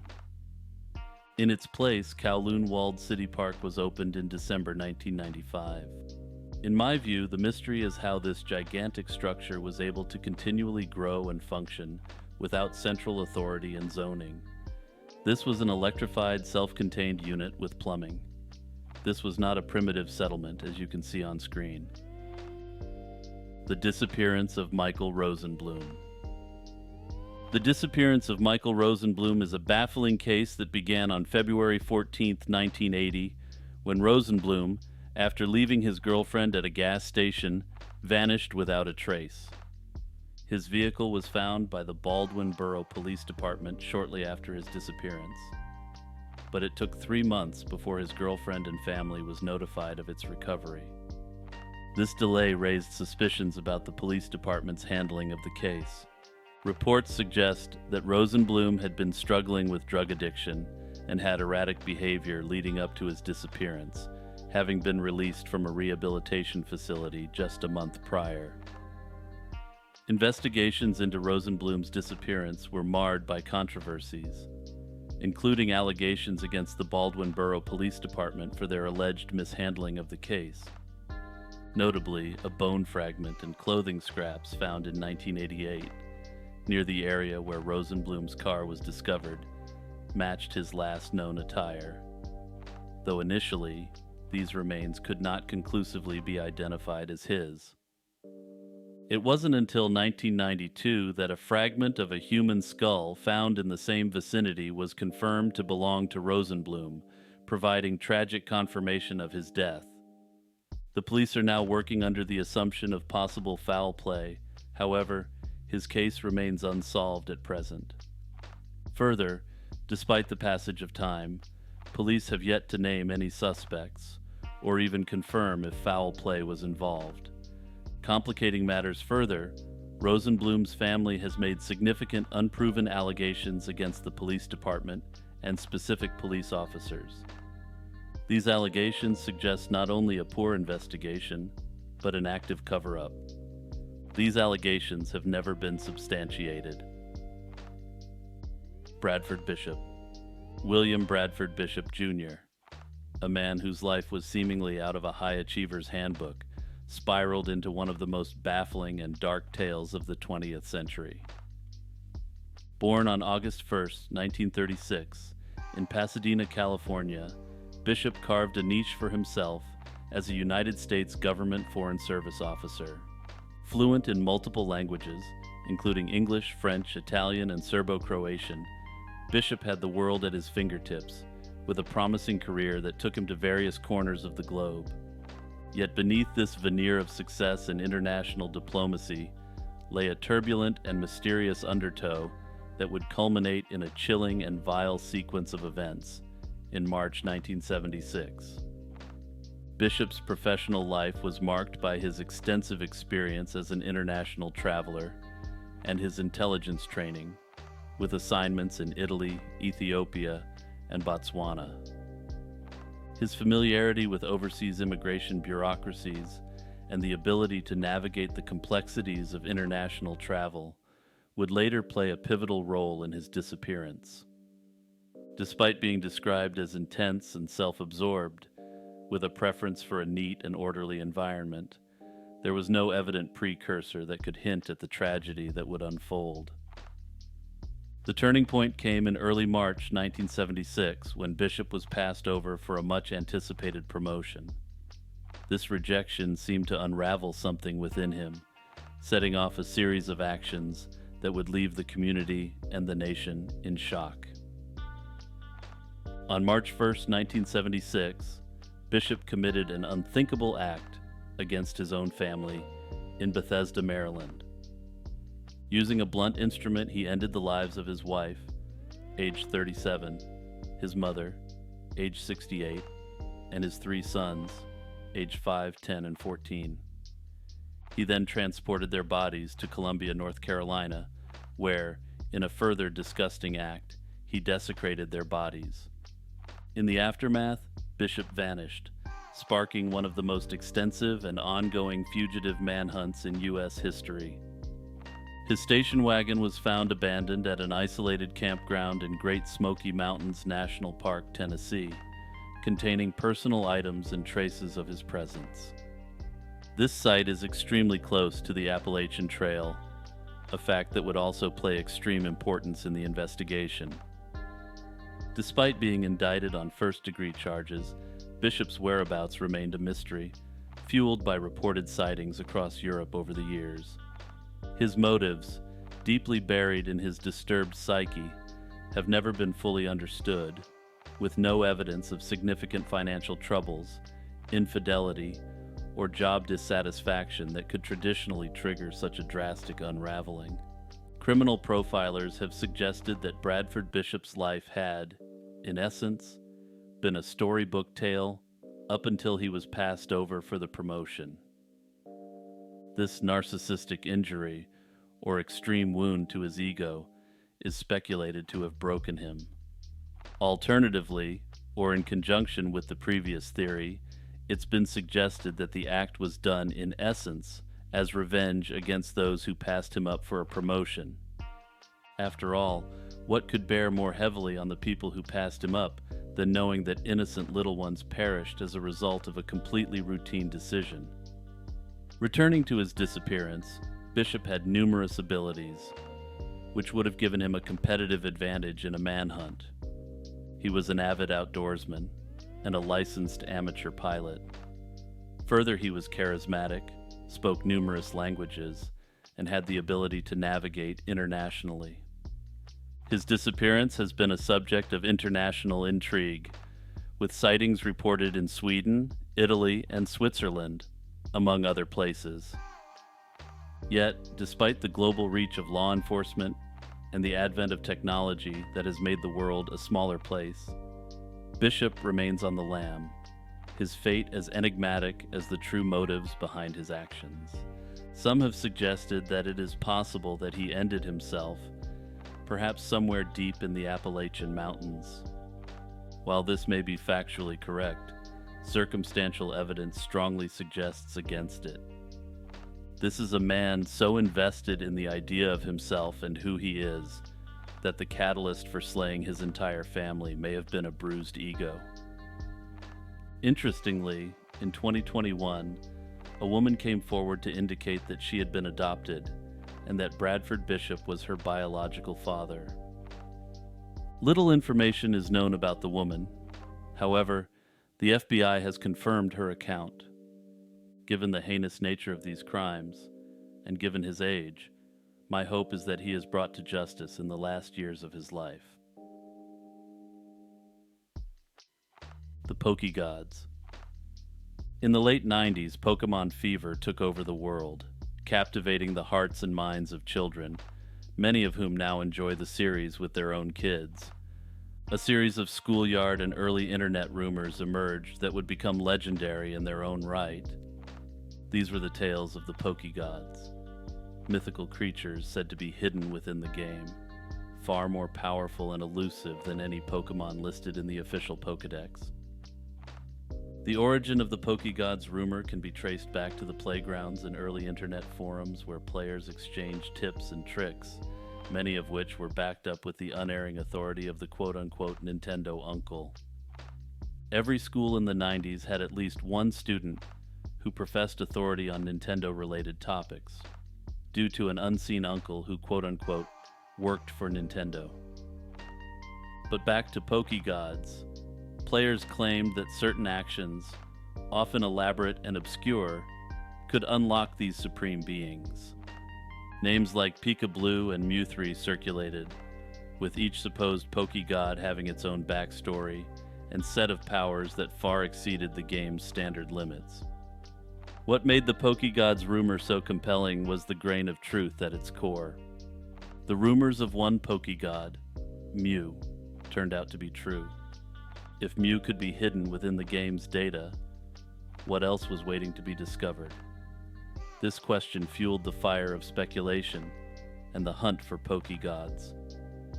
These rumors were not just idle schoolyard chatter. They had a tangible impact on how players engaged with the game. Many wasted countless valuable childhood hours attempting to decode the secrets to unlocking these legendary creatures, following convoluted steps that ranged from performing specific in-game actions to exploiting supposed glitches.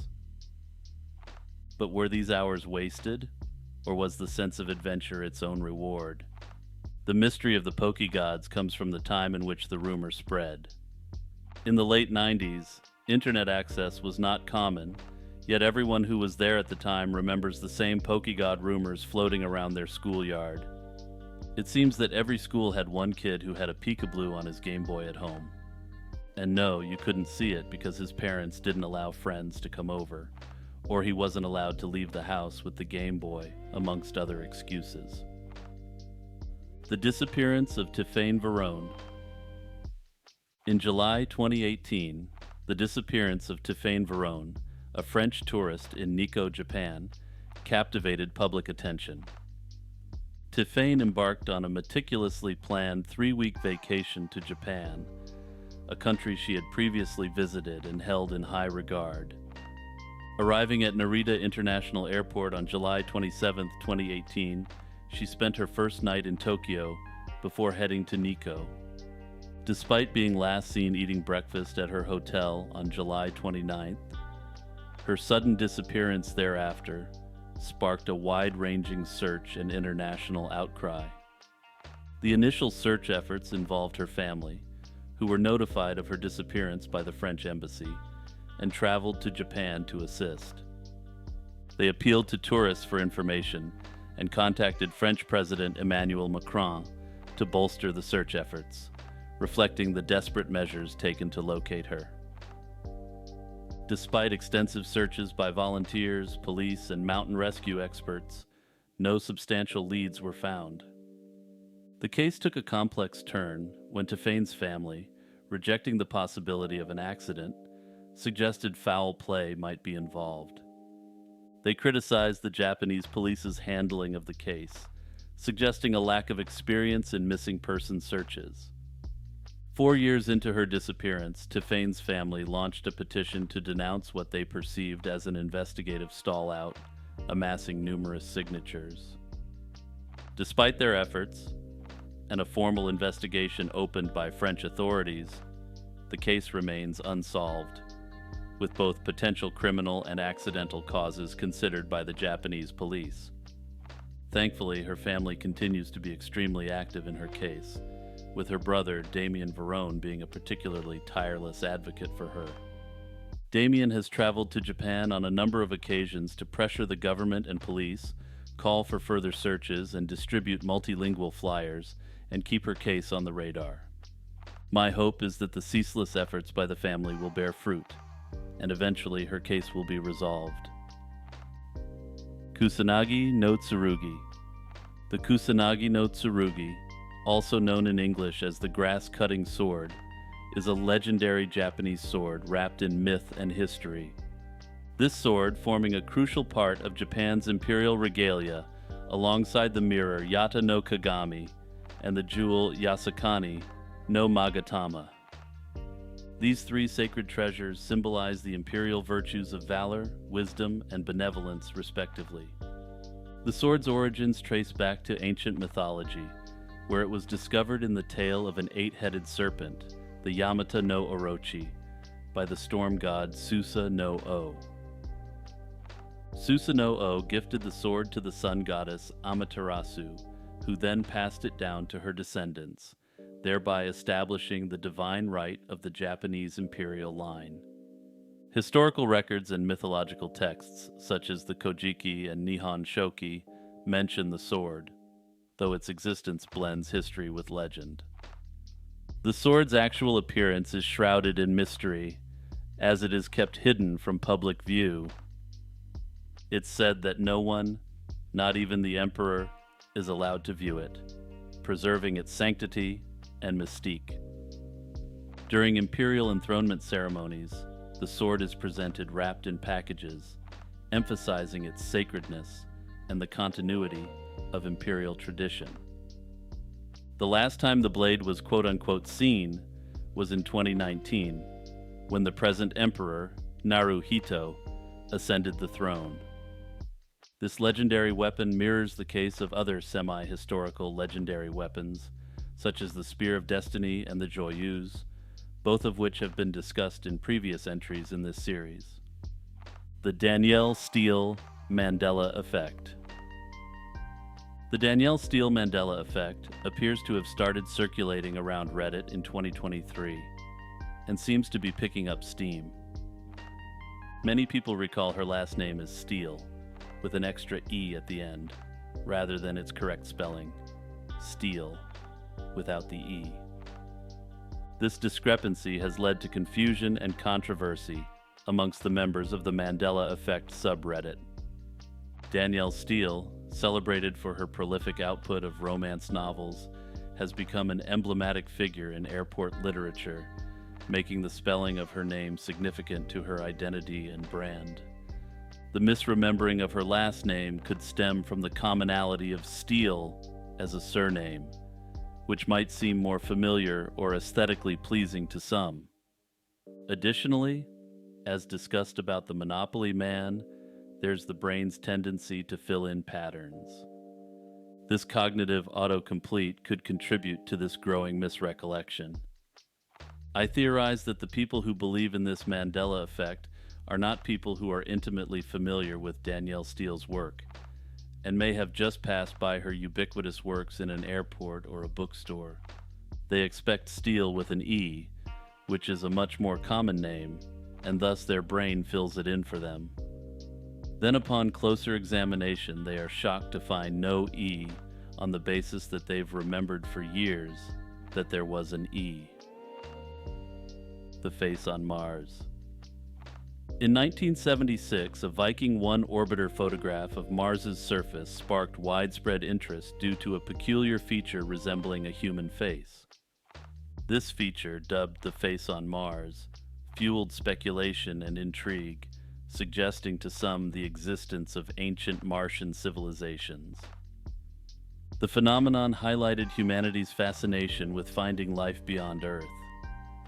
Initial interpretations leaned towards an eroded rock formation, creating the illusion, with scientists maintaining extreme skepticism towards claims of alien architecture. These assertions were based on the understanding that Martian life, if existent, would likely be simplistic rather than capable of monumental constructions. However, despite this, in further expeditions, NASA sought to clarify the nature of the so-called face on Mars. Subsequent missions, notably in 1998 and 2001, employed high-resolution imaging to revisit the face, clarifying its natural origins. These images, capturing the structure under different lighting conditions, debunked theories of artificial construction. Rock erosion and the interplay of light and shadow in the original 1976 low-resolution photograph were the cause of the confusion. The human brain has an inbuilt cognitive function, referred to as pareidolia, wherein we are quite literally programmed to see human faces where they don't exist. While I consider this mystery to be definitively solved, I've chosen to include it in this series, as it still makes its rounds as a legitimate unexplained phenomenon. Just a quick reminder that if you're enjoying this video, I strongly encourage you to subscribe and hit that like button. I have an absolute ton of unsolved mystery and true crime content coming, and I want you to be along for the ride with me. Now back to the video. Jonathan Kern. Emerging in the public eye during the 1990s, Jonathan Kern was implicated in a series of deceitful activities, exploiting relationships for financial gain. This type of fraud, known as the sweetheart swindle, involves intentionally targeted vulnerable individuals seeking love, and exploited them financially under the hopes that they would be too ashamed to report the crime to the police. Kern earned a reputation as a master manipulator, adopting the identity of former Formula One race car driver Jonathan Palmer to execute his schemes. His modus operandi involved charming unsuspecting victims with his fabricated persona, only to defraud them of significant sums of money. In the case of at least one woman, she was pushed into bankruptcy by the extent of his fraud. Kern is suspected to have numerous victims over North America and Europe. It is suspected that the majority of them don't come forward out of shame or out of failure to realize that what Kern did is considered a crime. Kern remains at large at present, and if still active, is thought to be operating in Europe. The Disappearance of Doggerland. Doggerland, often referred to as the real-life Atlantis, was once a vast landmass connecting Britain to mainland Europe. The story of Doggerland begins at the end of the last ice age, around 12,000 BC, when melting glaciers caused sea levels to rise, gradually transforming the landscape. Initially, Doggerland was a rich hunting and fishing ground for Mesolithic human populations. Archaeological evidence, including stone tools, animal bones, and human artifacts, suggests a well-adapted society reliant on the land's abundant resources. One of the main theories explaining Doggerland's submergence involves a gradual process dominated by rising sea levels due to the melting of ice caps. This relentless advance of water gradually eroded the land, leading to the isolation of Britain from the European mainland by around 6500 BC. However, this was not a uniform process.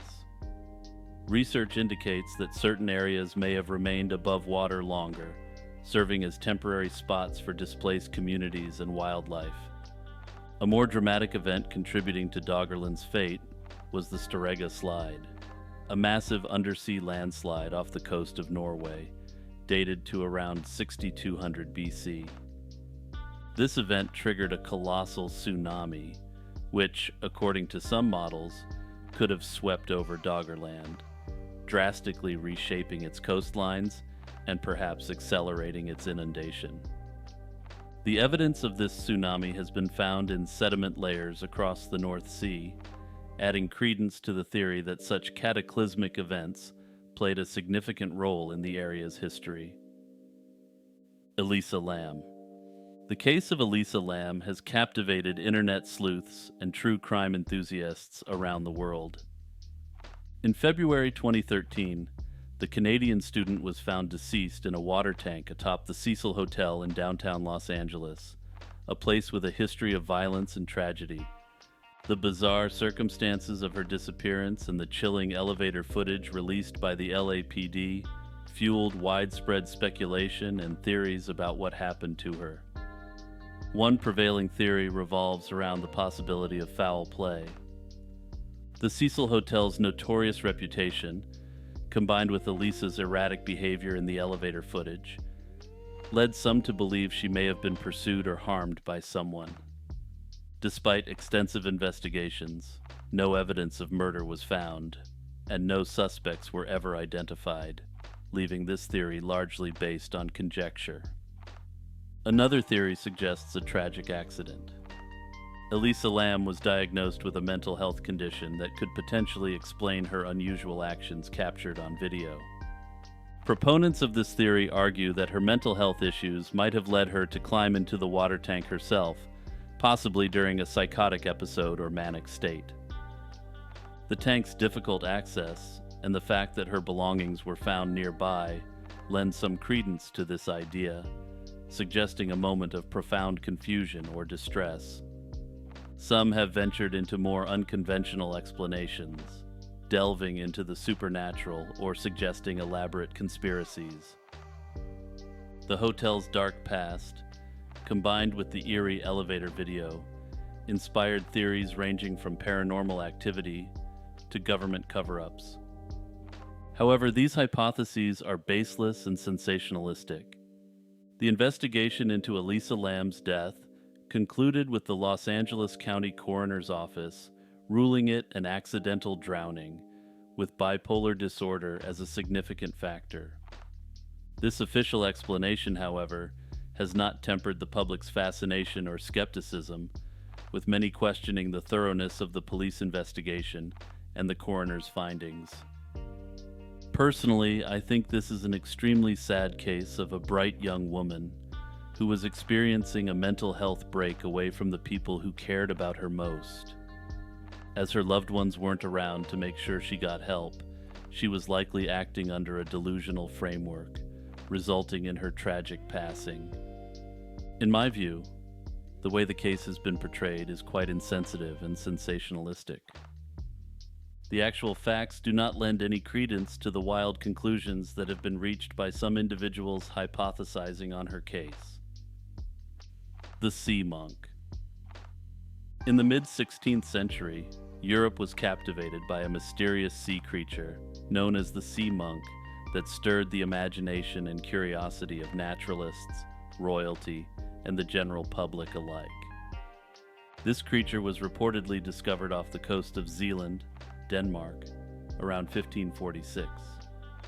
It bore a striking resemblance to a monk in its appearance, complete with what seemed to be a head resembling that of a human, and was clad in what could be likened to a monk's habit. The sea monk was documented by several renowned naturalists of the time. These accounts describe the creature as a fish with human-like features, igniting widespread interest and debate among scholars and the curious alike. Despite the vivid descriptions and illustrations that circulated throughout Europe, skepticism regarding the authenticity and accuracy of these representations persisted. Many have suggested that artistic embellishment might have played a role in the creature's fantastical appearance. The true nature of the sea monk has remained a subject of speculation and inquiry over the centuries. Early theories proposed in the 19th century suggested that the sea monk could be a giant squid. More contemporary hypotheses have considered the possibility of the creature being an angel shark, a seal, or even a walrus. Despite these efforts, the sea monk's identity remains elusive, with no consensus reached among scientists and historians. Thanks for watching. If you enjoyed this video, make sure to like and subscribe, and also hit that notification bell. I plan to make this the most extensive Iceberg series ever, but that can only happen if you subscribe. Also, check out the Patreon, my YouTube membership, and the Discord. The links are in the description for this video.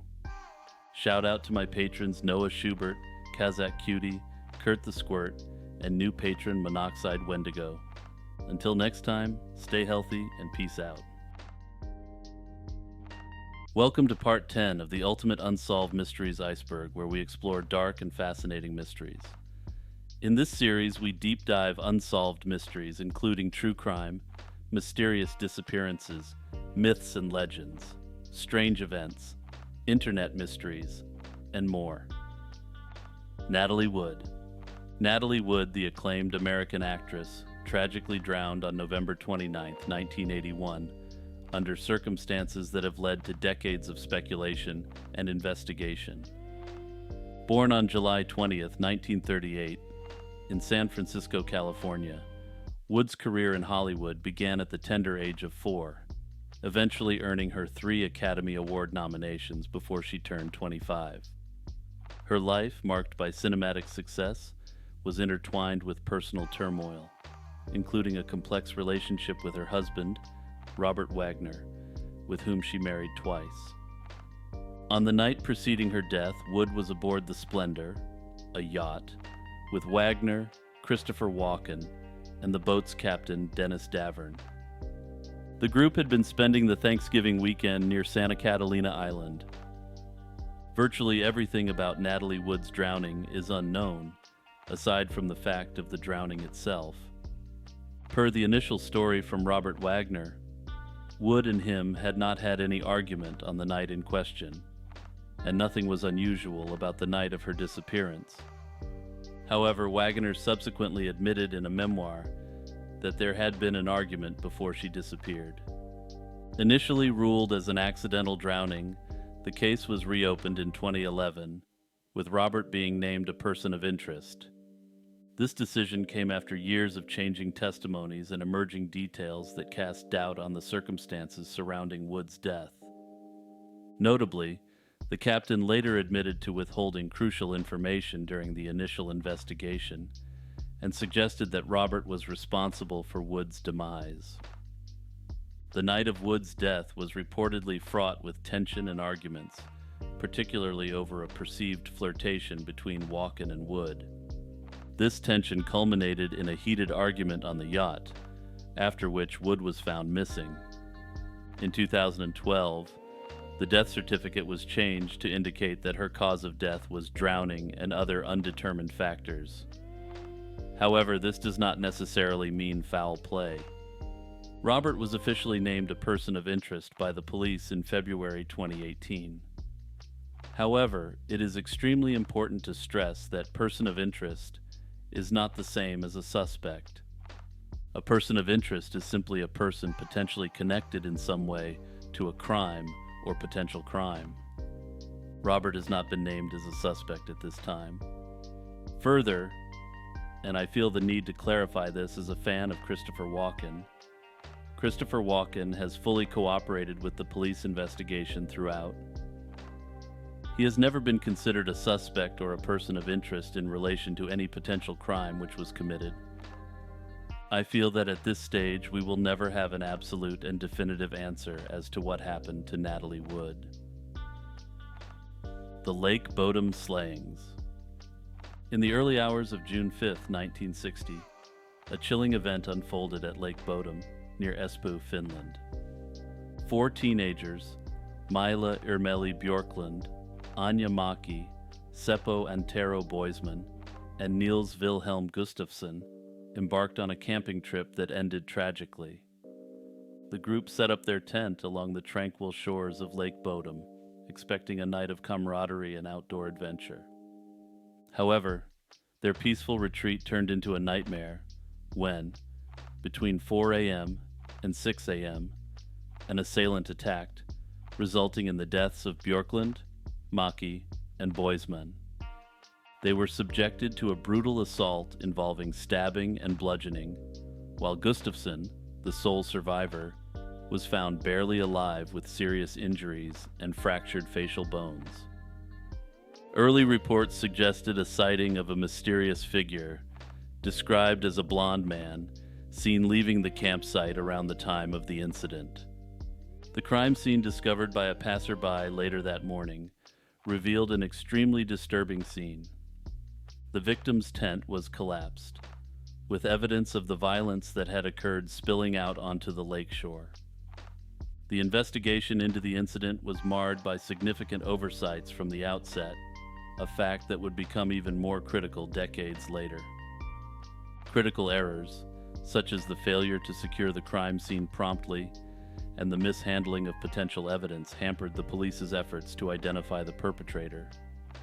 The mysterious nature of the crime, combined with these investigative missteps, led to widespread speculation and numerous theories about the identity of the assailant. Over the years, several suspects have emerged, each with their own compelling, yet ultimately inconclusive connections to the case. Among them were Carl Valdemar Gilstrom, a local kiosk owner known for his animosity towards campers, and Hans Assmann, who exhibited suspicious behavior and was seen with blood-stained clothes shortly after the incident. Also, a few facts I should mention now about Hans. He claimed he was in Germany at the time of the slayings. The Finnish police initially concluded that his alibi was accurate and that he was in Germany and therefore was not a suspect, or even a person of interest. It was later revealed that he attended a hospital in Helsinki with a bloody shirt on June 6th, the day following the slayings. Further, he was a suspect in no less than 5 investigations into slayings, and confessed to at least one on his deathbed. Keep these facts in mind, because something insane is going to happen nearly 45 years after the fact. Despite various leads and extensive investigations, no conclusive evidence was found to definitively link any suspect to the crime. In a twist over 4 decades later, the lone survivor, Gustafsson, was arrested and charged with the slayings, based on allegedly conclusive forensic evidence. Gustafsson had never been named as a suspect, or even a person of interest before this time. The prosecution suggested that a drunken altercation between Gustafsson and his friends led to the tragic events. The forensic evidence against him centered around several key pieces of evidence that, according to the prosecution's theory of the case, implicated him in the tragic events of 1960. According to the prosecution, one of the most compelling pieces of evidence was the discovery of the victim's blood on Gustafsson's shoes. Additionally, the prosecution claimed that these shoes were found hidden away from the crime scene, suggesting a possible attempt to conceal his involvement. Another piece of evidence that the prosecutors claimed worked against Gustafsson was the nature and extent of his injuries compared to those of the deceased. Prosecutors argued that the pattern of Gustafsson's injuries could suggest a scenario in which he engaged in a confrontation with his friends, leading to a deadly escalation. According to their theory of the case, the absence of Gustafsson's blood on the shoes was also seen as significant. In the prosecution's interpretation, this suggested that his injuries occurred after the slayings were committed, possibly in an attempt to fabricate a narrative of being another victim. Despite this evidence, the court ultimately found it insufficient for a conviction. The acquittal was based on several factors. Firstly, the forensic evidence, while suggestive, was not conclusive. It could not irrefutably prove Gustafsson's guilt beyond a reasonable doubt. The prosecution's interpretation of the bloodstains and injury patterns was challenged by the defense, which argued that the evidence could be interpreted in multiple ways. Additionally, the defense highlighted the significant time gap between the incident and Gustafsson's trial. Numerous key witnesses and individuals involved in the investigation had long since passed away. Further, The incompetent nature of the investigation itself was strongly attacked by the defense. The court also considered the lack of a clear motive and the possibility of external involvement.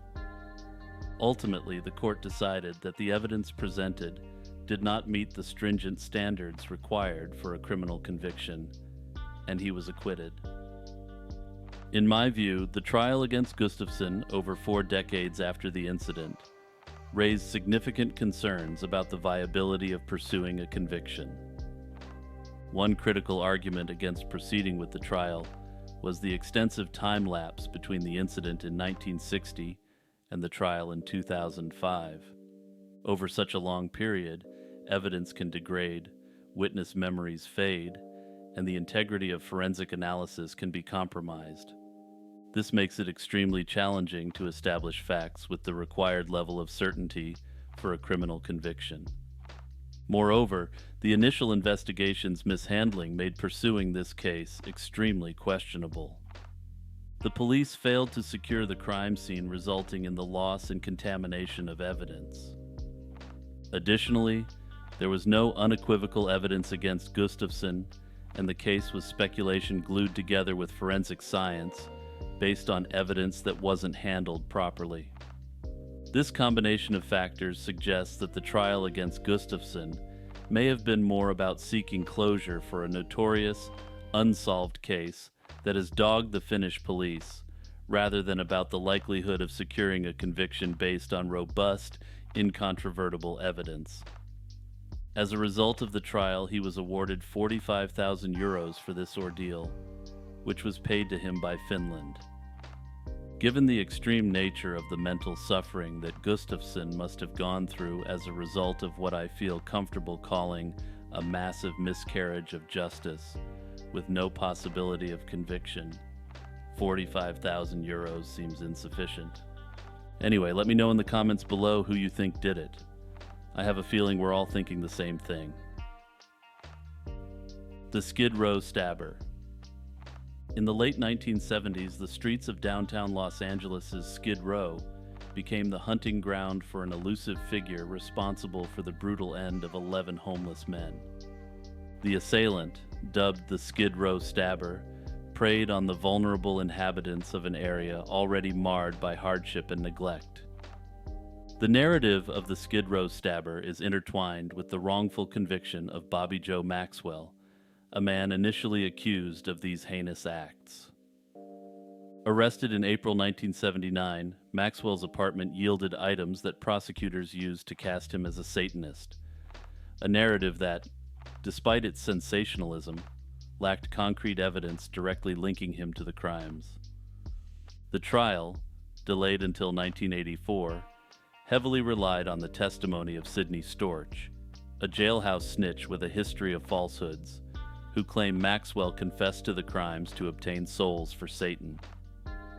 Despite the shaky foundation of Storch's claims, Maxwell was convicted for 2 of the murders and sentenced to life without parole. The case against Maxwell began to unravel years later, revealing a judicial process compromised by unreliable testimonies and lack of direct evidence. The pivotal moment came when an appellate court recognized the flaws in the prosecution's case, particularly the dubious credibility of Storch and the absence of material evidence tying Maxwell to the crimes. This led to Maxwell's convictions being overturned in 2010, a decision underscored by further judicial scrutiny that eventually saw all charges against him dropped in 2018. Unfortunately for Maxwell, he had suffered a heart attack which left him in a coma, and never woke from the coma to see that his name had been cleared.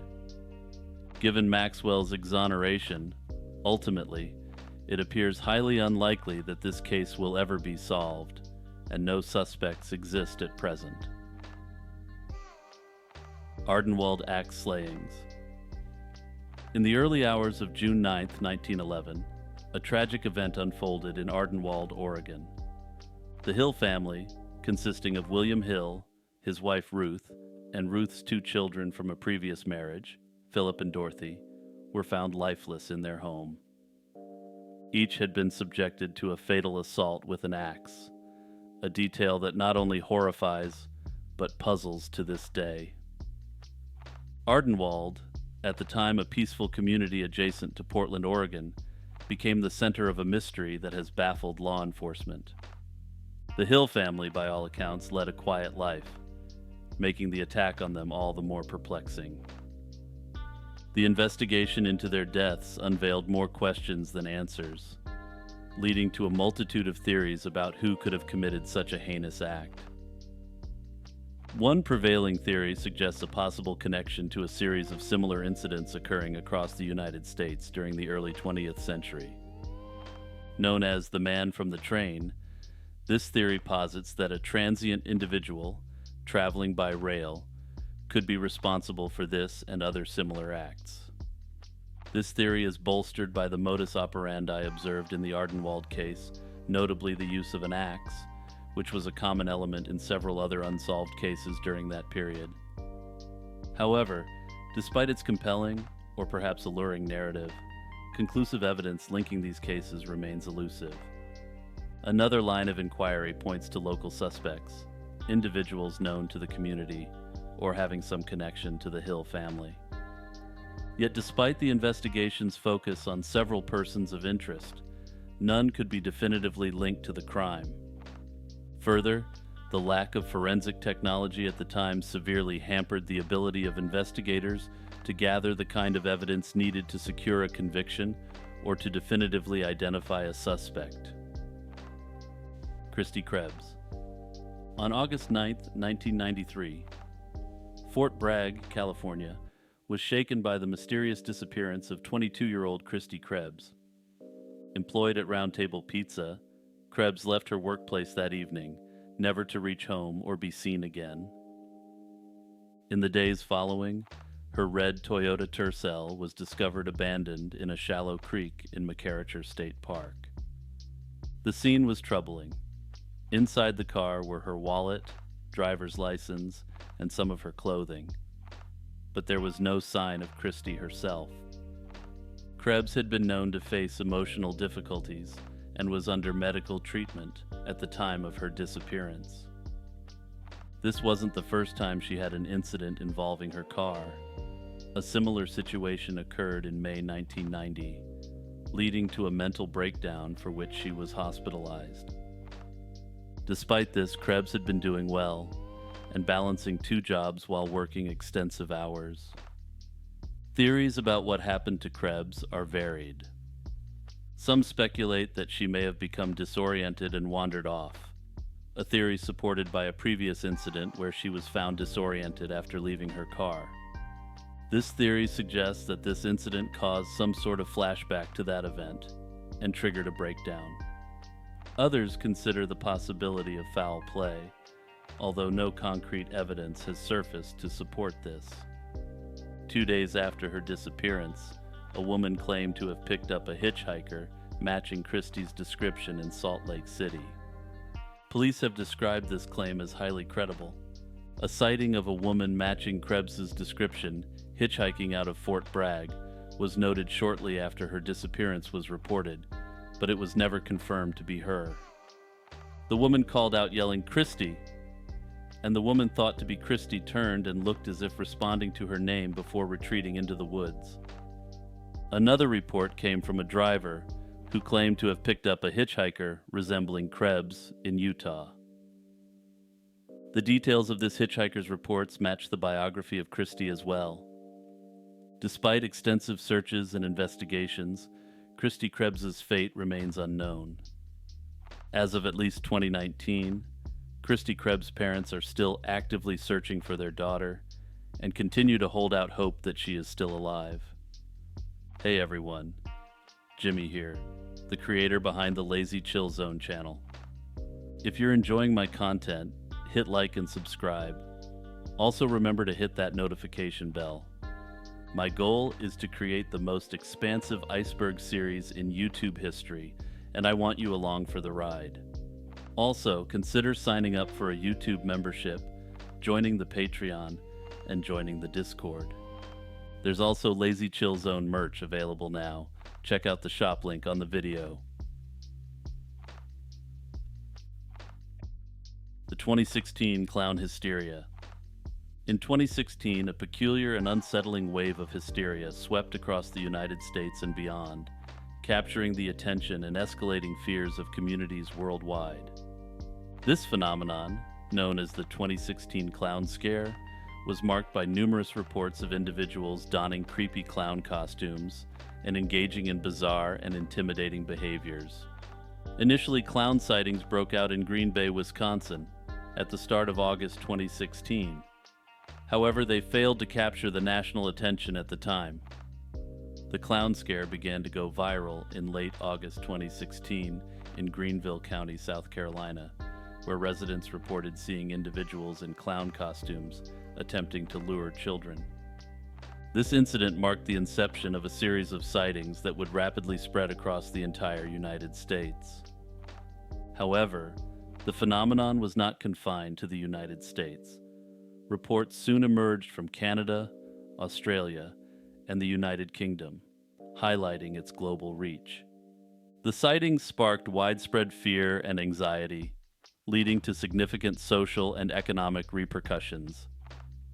Professional clowns and related businesses experienced a decline as the public's perception of clowns shifted from harmless, though creepy entertainers to legitimate potential threats. The World Clown Association, yes, it actually exists, and individual clowns voiced their concerns, emphasizing that the actions of a few deranged clowns were damaging the clearly stellar reputation that clowns had enjoyed previously. Educational institutions and retail stores took measures to mitigate fear, with several schools imposing bans on clown costumes and major retailers like Target removing clown masks from their shelves. The scare even influenced corporate decisions, prompting McDonald's to reduce the visibility of its iconic mascot, Ronald McDonald, during the height of the incidents. The 2016 clown scare is a textbook example of a social panic or even a mass psychogenic illness, embodying the characteristics of exaggerated fear and anxiety among a large group of people. Such phenomena are not new, and the topic has been covered extensively in this series at this time. However, other theories have been proposed. Some speculate that the phenomenon was part of a viral marketing campaign for horror movies or entertainment purposes, leveraging the public's fear to gain attention ahead of movie releases or promotions. Under this theory, when the campaign got out of hand, the campaign itself was quietly retired, though the clowns persisted.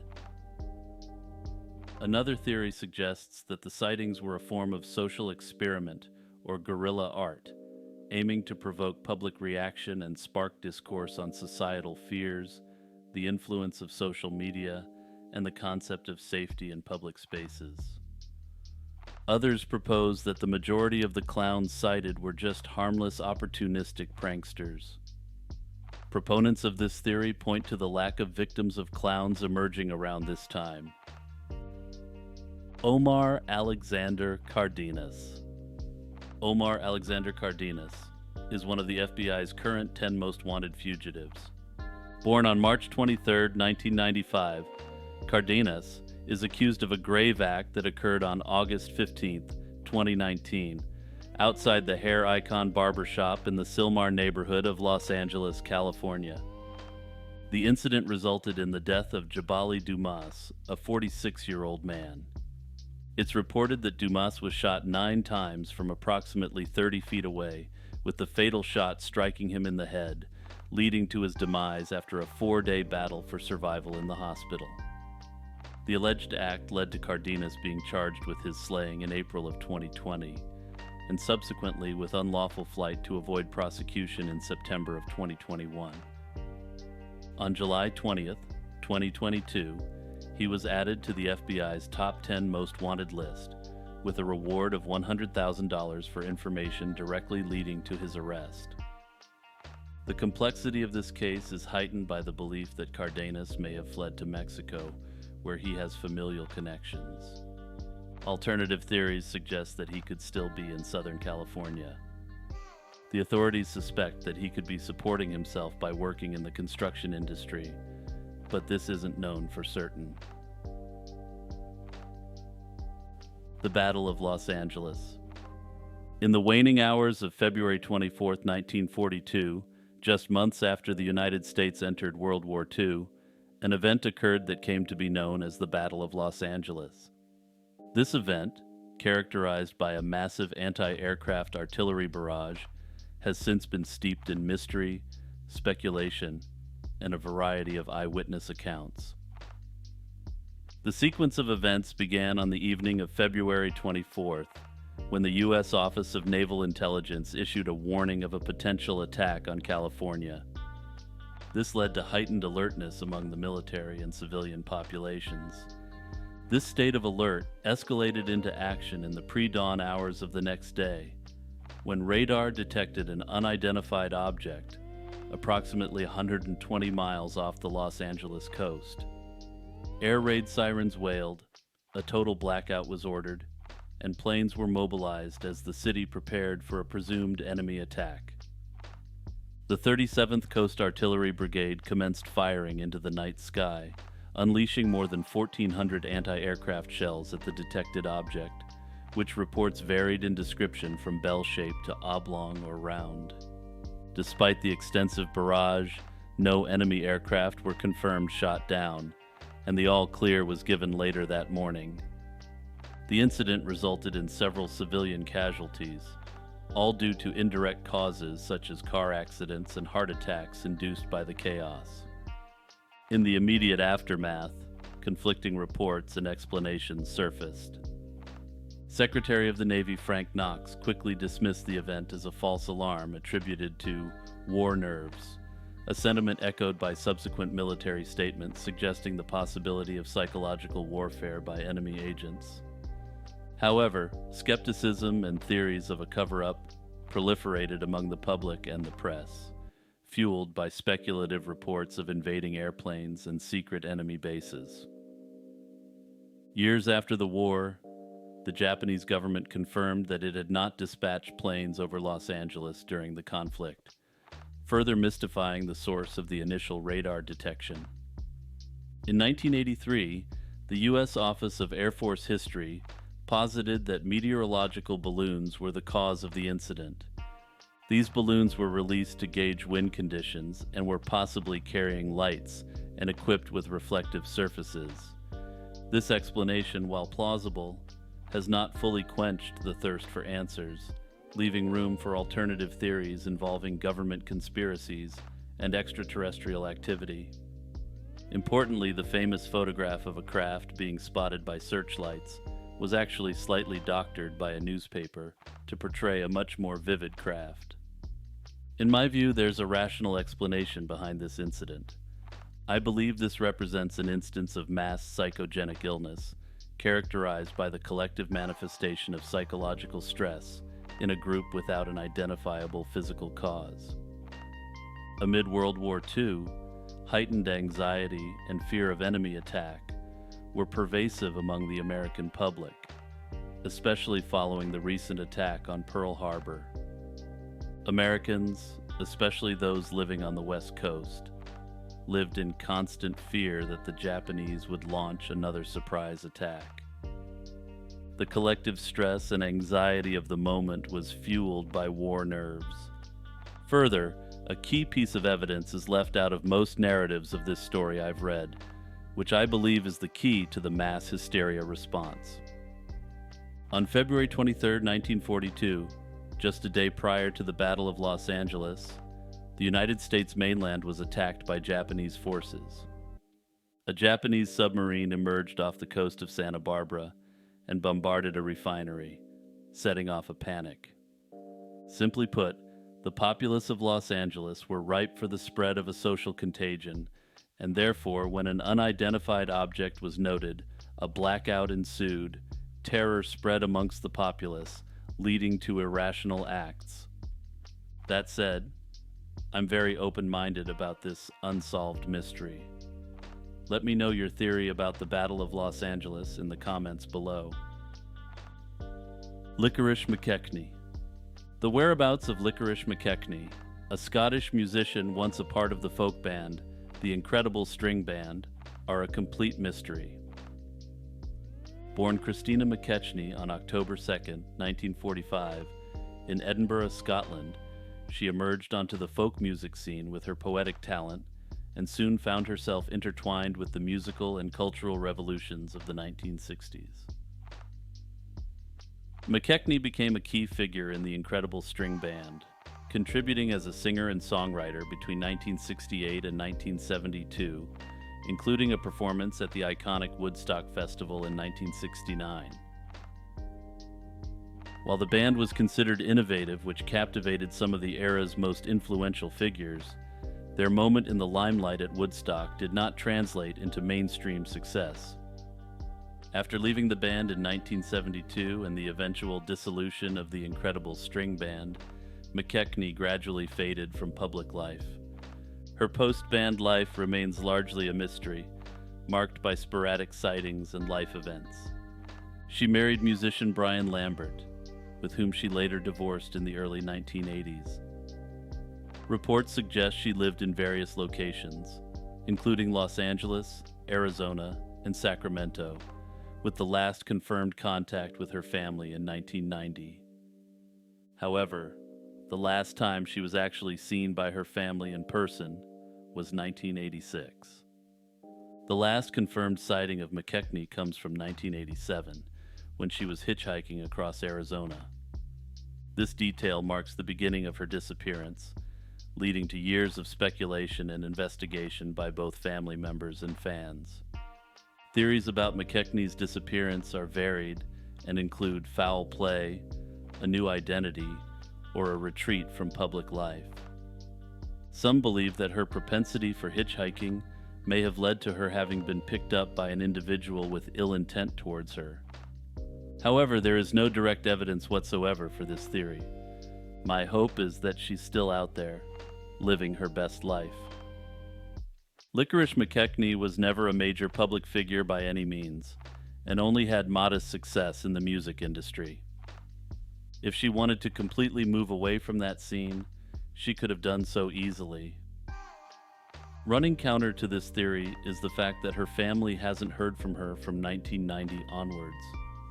However, I do not necessarily think this indicates that she met with foul play, or that she died of other causes circa the 90s.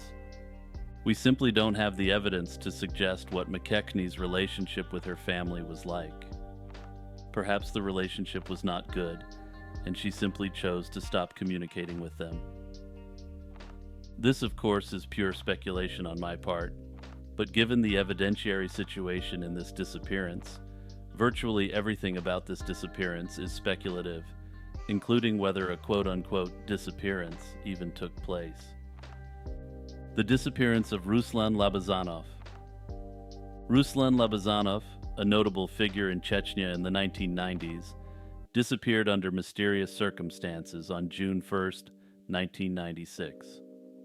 Labazanov was born in 1967 in Kazakhstan to a Chechen family exiled under Stalin.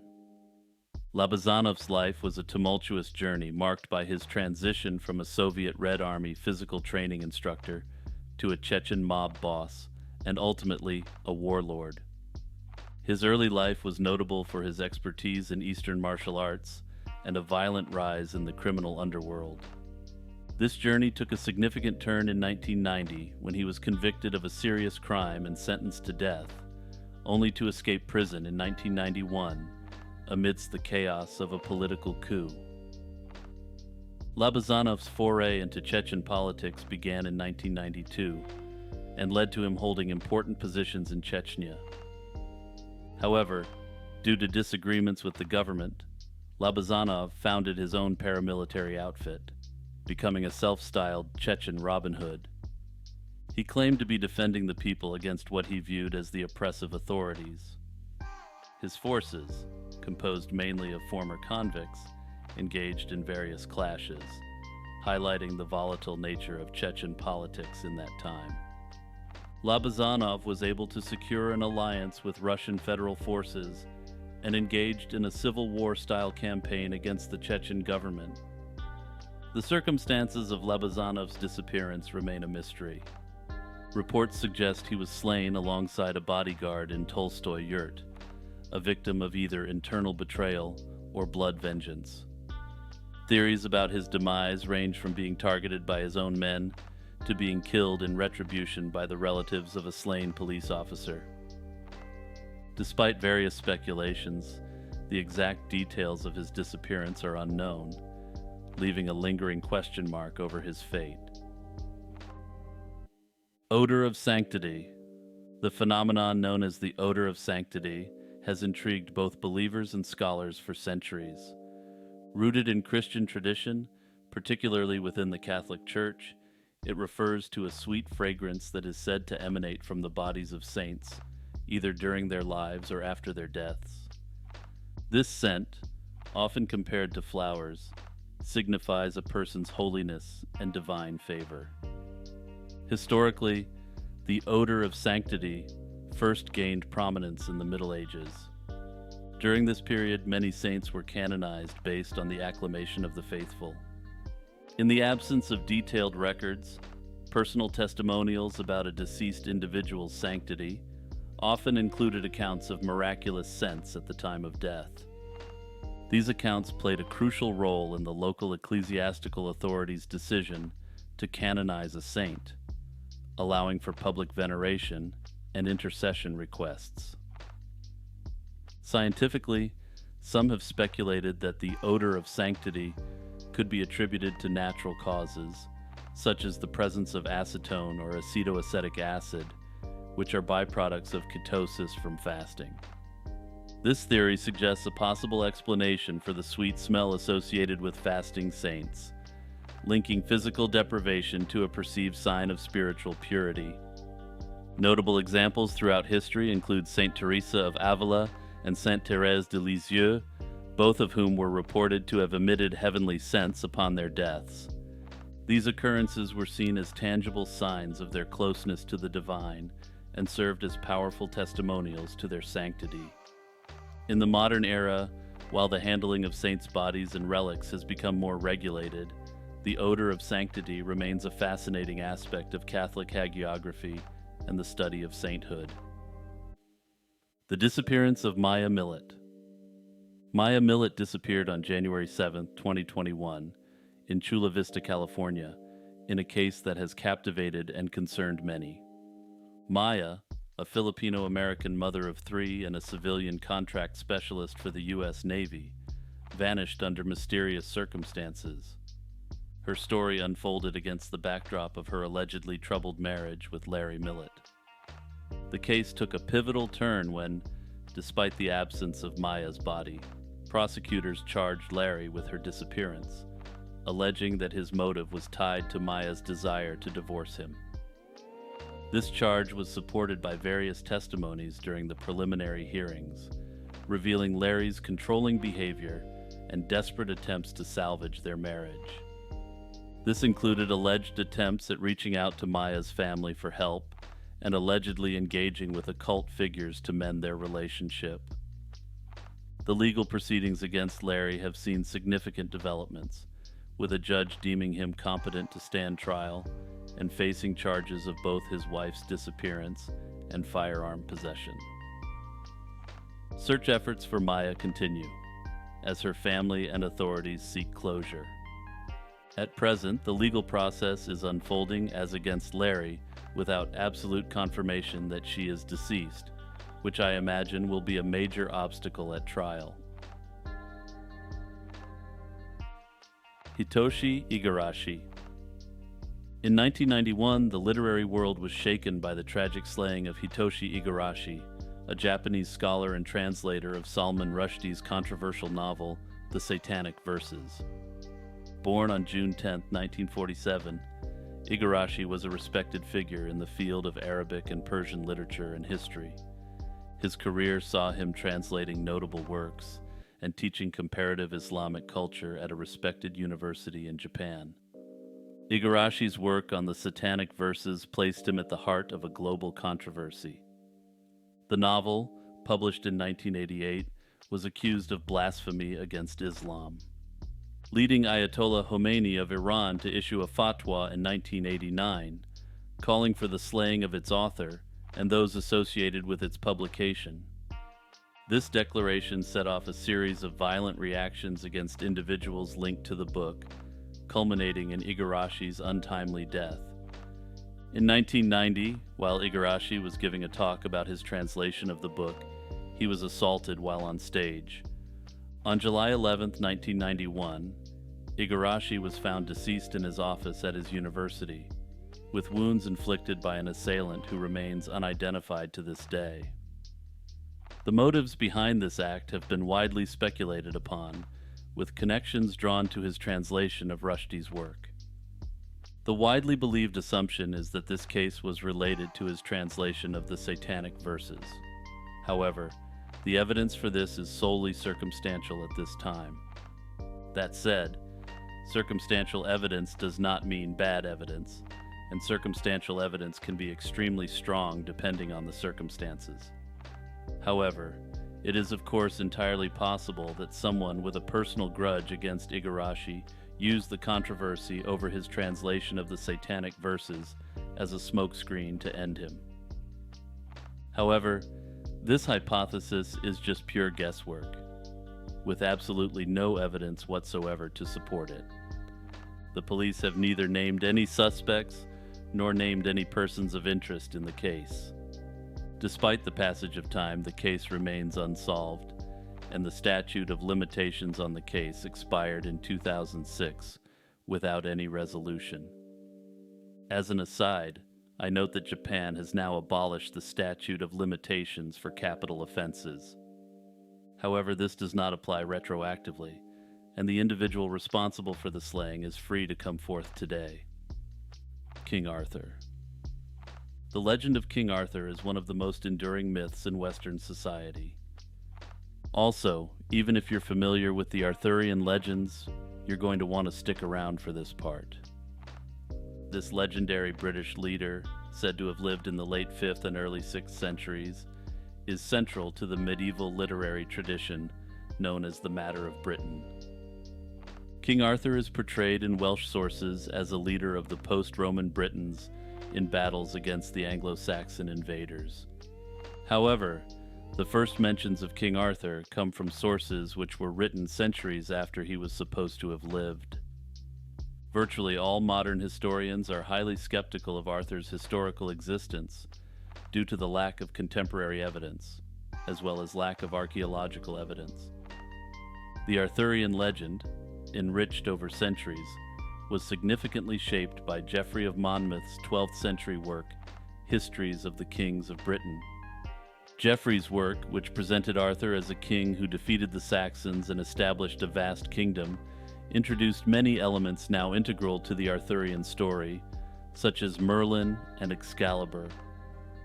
Following Geoffrey, further additions were made, adding characters like Lancelot and the quest for the Holy Grail, expanding the legend into what became a significant strand of medieval literature. The Arthurian literature varies widely in themes, events, and characters, with no single canonical version existing. The historicity of King Arthur has been long debated, with basic facts such as whether he was a Roman holdout in Britain or a Welsh leader being up for debate. The debate is split between those who view Arthur as a purely mythological figure and others who speculate about his possible historical basis. In terms of Roman contenders for the title of King Arthur, there are two figures which are most prominent. Ambrosius Aurelianus was a Romano-British military leader who fought against the Anglo-Saxon invaders in the late 5th century. Contemporary accounts praise Ambrosius for his victories against the Saxons, describing him as a wise and just leader who rallied the Britons in a time of despair. His successful defense of Britain make him a plausible candidate for the historical basis for King Arthur. Riothamus was a Romano-Briton leader who crossed the English Channel to Gaul with a large force around 470 AD to assist the crumbling Western Roman Empire. He is described by a 6th century Eastern Roman historian as the quote-unquote King of the Britons. His campaign in Gaul, though ultimately unsuccessful, showcases the kind of martial valor and leadership associated with Arthur. Furthermore, his involvement in continental affairs parallels Arthur's legendary empire, which was said to extend beyond Britain. King Owain, sometimes known as Owain the Bear, was Welsh ruler of the Kingdom of Powys in the early 6th century. Some historians speculate that his warrior status and leadership could have been conflated over generations into the legendary figure of Arthur.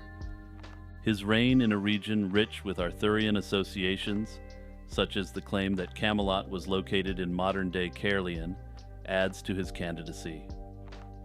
My theory on King Arthur is as follows. The King Arthur we know today is a legendary figure, who is likely a composite of real figures who struggled against the Anglo-Saxons in post-Roman Britain. Further, the lack of surviving contemporary sources for some of the candidates for King Arthur should not be used to dismiss the concept of King Arthur. Rather, this could paradoxically be a point in favor of a quote-unquote King Arthur figure. I suspect that the Anglo-Saxons, having conquered a vast and unruly people, would not have wanted written records of an individual who could serve as a rallying point against their rule.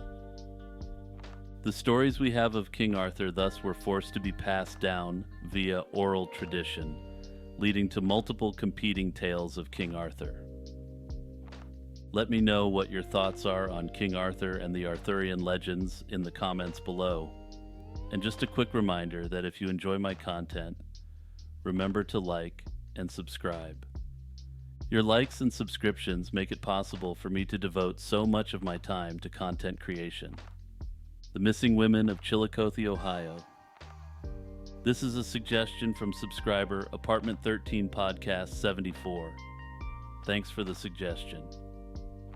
Between spring 2014 and summer 2015, the small town of Chillicothe, Ohio, was thrust into the national spotlight due to a series of alarming disappearances. Their stories share tragic commonalities, lives marred by addiction, some engaged in paid companionship, and all from backgrounds that left them vulnerable and marginalized. These events unfolded against a backdrop of a community grappling with rampant addiction and its associated ills, including paid companionship and human trafficking. The connection between these elements and the disappearances is a thread running through the investigation, with the affected women known to have intersected lives through their struggles and social circles.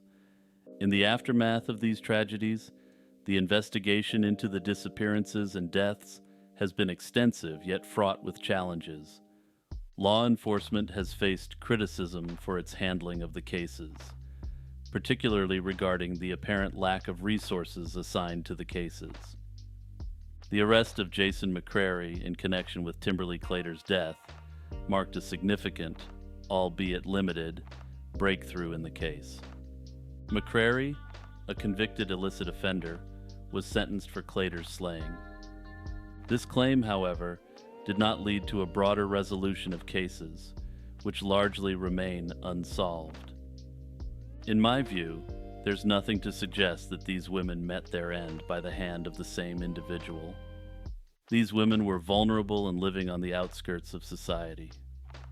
If you've been watching this series up till now, or are a true crime enthusiast, you know that predators prefer to target vulnerable women.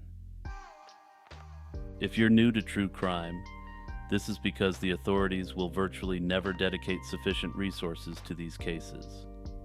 That said, it's entirely possible that these cases are linked, and given the poor investigation by the authorities, the evidence simply isn't there. The Cadborosaurus. This is another recommendation by subscriber and Discord member Y Ultimate. Thanks for this one. Cadborosaurus, often referred to affectionately as Caddy, is a creature shrouded in the mysteries of the Pacific Northwest's folklore.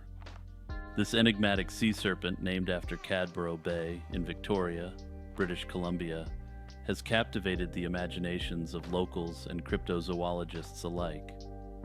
Its legend is rooted in hundreds of sightings that describe it as a serpent-like creature with distinct physical characteristics. The earliest known accounts of a similar creature come from indigenous traditions, which describes a creature similar to Caddy migrating up from Vancouver Island to Alaska. Described by witnesses, Caddy appears as a large serpent-like creature with a horse-like head and long neck, supported by a body featuring vertical coils or humps.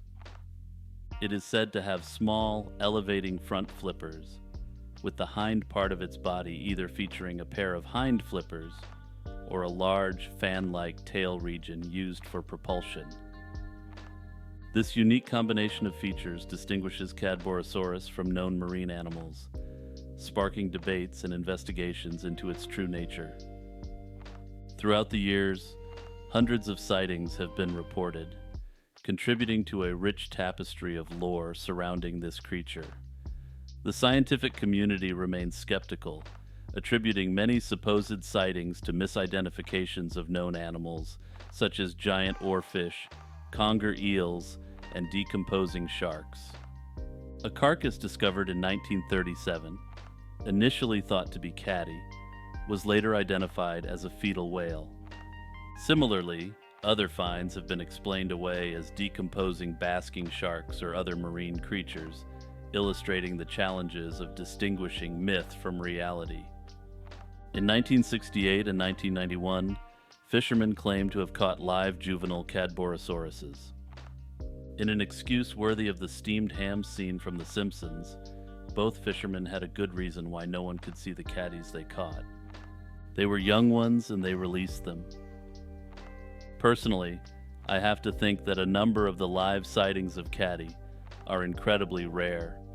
Giant oarfish. Marcus Adams. This is a recommendation from subscriber Bidrick Bidman 4774. Thanks for the suggestion.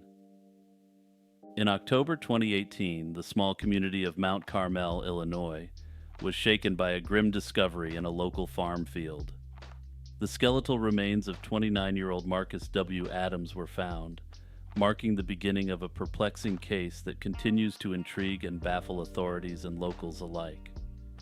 For nearly 2 years, the identity of the remains was a mystery until the Wabash County Coroner's Office finally confirmed they belonged to Adams. Despite thorough examinations by forensic experts, a definitive cause of death could not be established, leaving many questions unanswered. Unfortunately for internet sleuths, information about the case has been tightly guarded, with officials providing few details, underscoring the complexity and sensitivity of the ongoing investigation. However, the Illinois State Police have indicated that a forensic anthropologist has been enlisted to determine the cause of death. As of early 2024, his COD has not yet been publicly announced. The investigation into this matter continues at present, with very few things to be said for certain about the case. The Lost Cement Mine. The Lost Cement Mine remains one of California's enduring legends from the Gold Rush era. The tale begins in 1857 when two German prospectors, veering off from their wagon train, stumbled upon a remarkable find in the eastern Sierra Nevada near the Owens River. They discovered a red lava ledge, filled with what appeared to be gold cemented together, leading to the mine's name. Despite the incredible potential of this discovery, the specifics surrounding the mine have faded into the mists of history, leaving behind a story of lost wealth and endless speculation. The ore, described as a rusty reddish cement with a high concentration of gold, was unique enough to spur a frenzy among miners and prospectors when news of its existence leaked. The initial discoverer, succumbing to tuberculosis, passed the secret and a map along to a local doctor who, along with other prospectors, embarked on a relentless but fruitless search for the mine. Over the years, numerous adventurers and treasure hunters have sought the lost cement mine, drawn by the allure of untold riches and the mystery of its exact location. Despite these efforts, the mine remains lost, its whereabouts still a topic of speculation. However, there is a popular and well-accepted theory that the mine was actually discovered in 1879 and clandestinely mined in secret over the course of years. As with a number of lost gold mine stories we've covered, this is always a very distinct possibility. The last thing you want to do when discovering a massive trove of gold in the 19th century is spread that information around.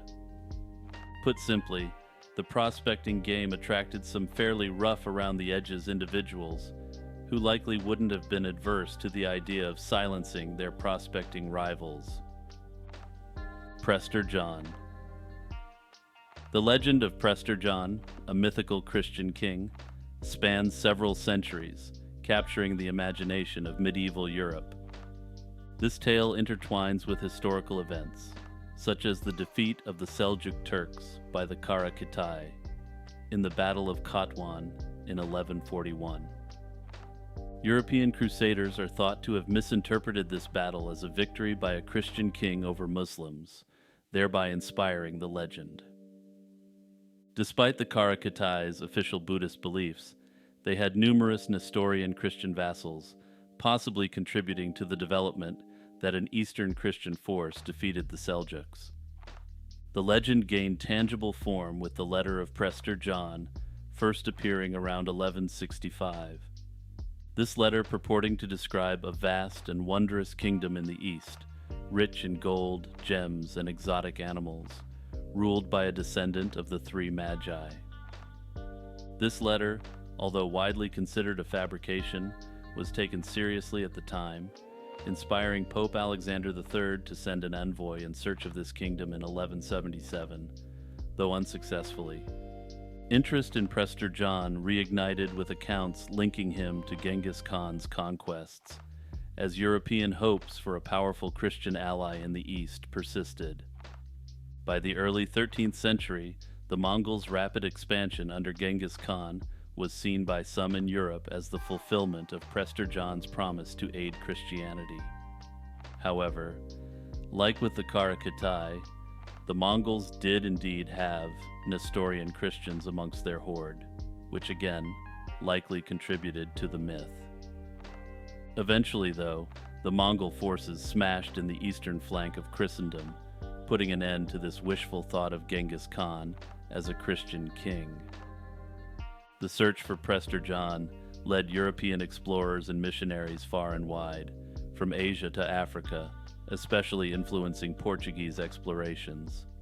The persistent belief in Prester John's kingdom motivated these expeditions, although they never found the mythical land. Over time, as geographical knowledge expanded and no evidence of his kingdom was found, the legend of Prester John faded from the realm of possibility. Europeans gradually came to believe that the myth of Prester John was associated with the Christian emperors of Ethiopia. For instance, at the Council of Florence held between 1431 and 1449, Ethiopian representatives eventually attended. According to the records, the Ethiopian diplomats were quite confused when the Europeans insisted they represented Prester John, rather than their actual emperor, Zara Yacob. Catherine Camelon. The disappearance of Catherine Camelon, a 26-year-old Filipina model, school teacher, and beauty pageant title holder, has captivated the attention of the Philippines since she was last seen on October 12, 2023, in Batangas.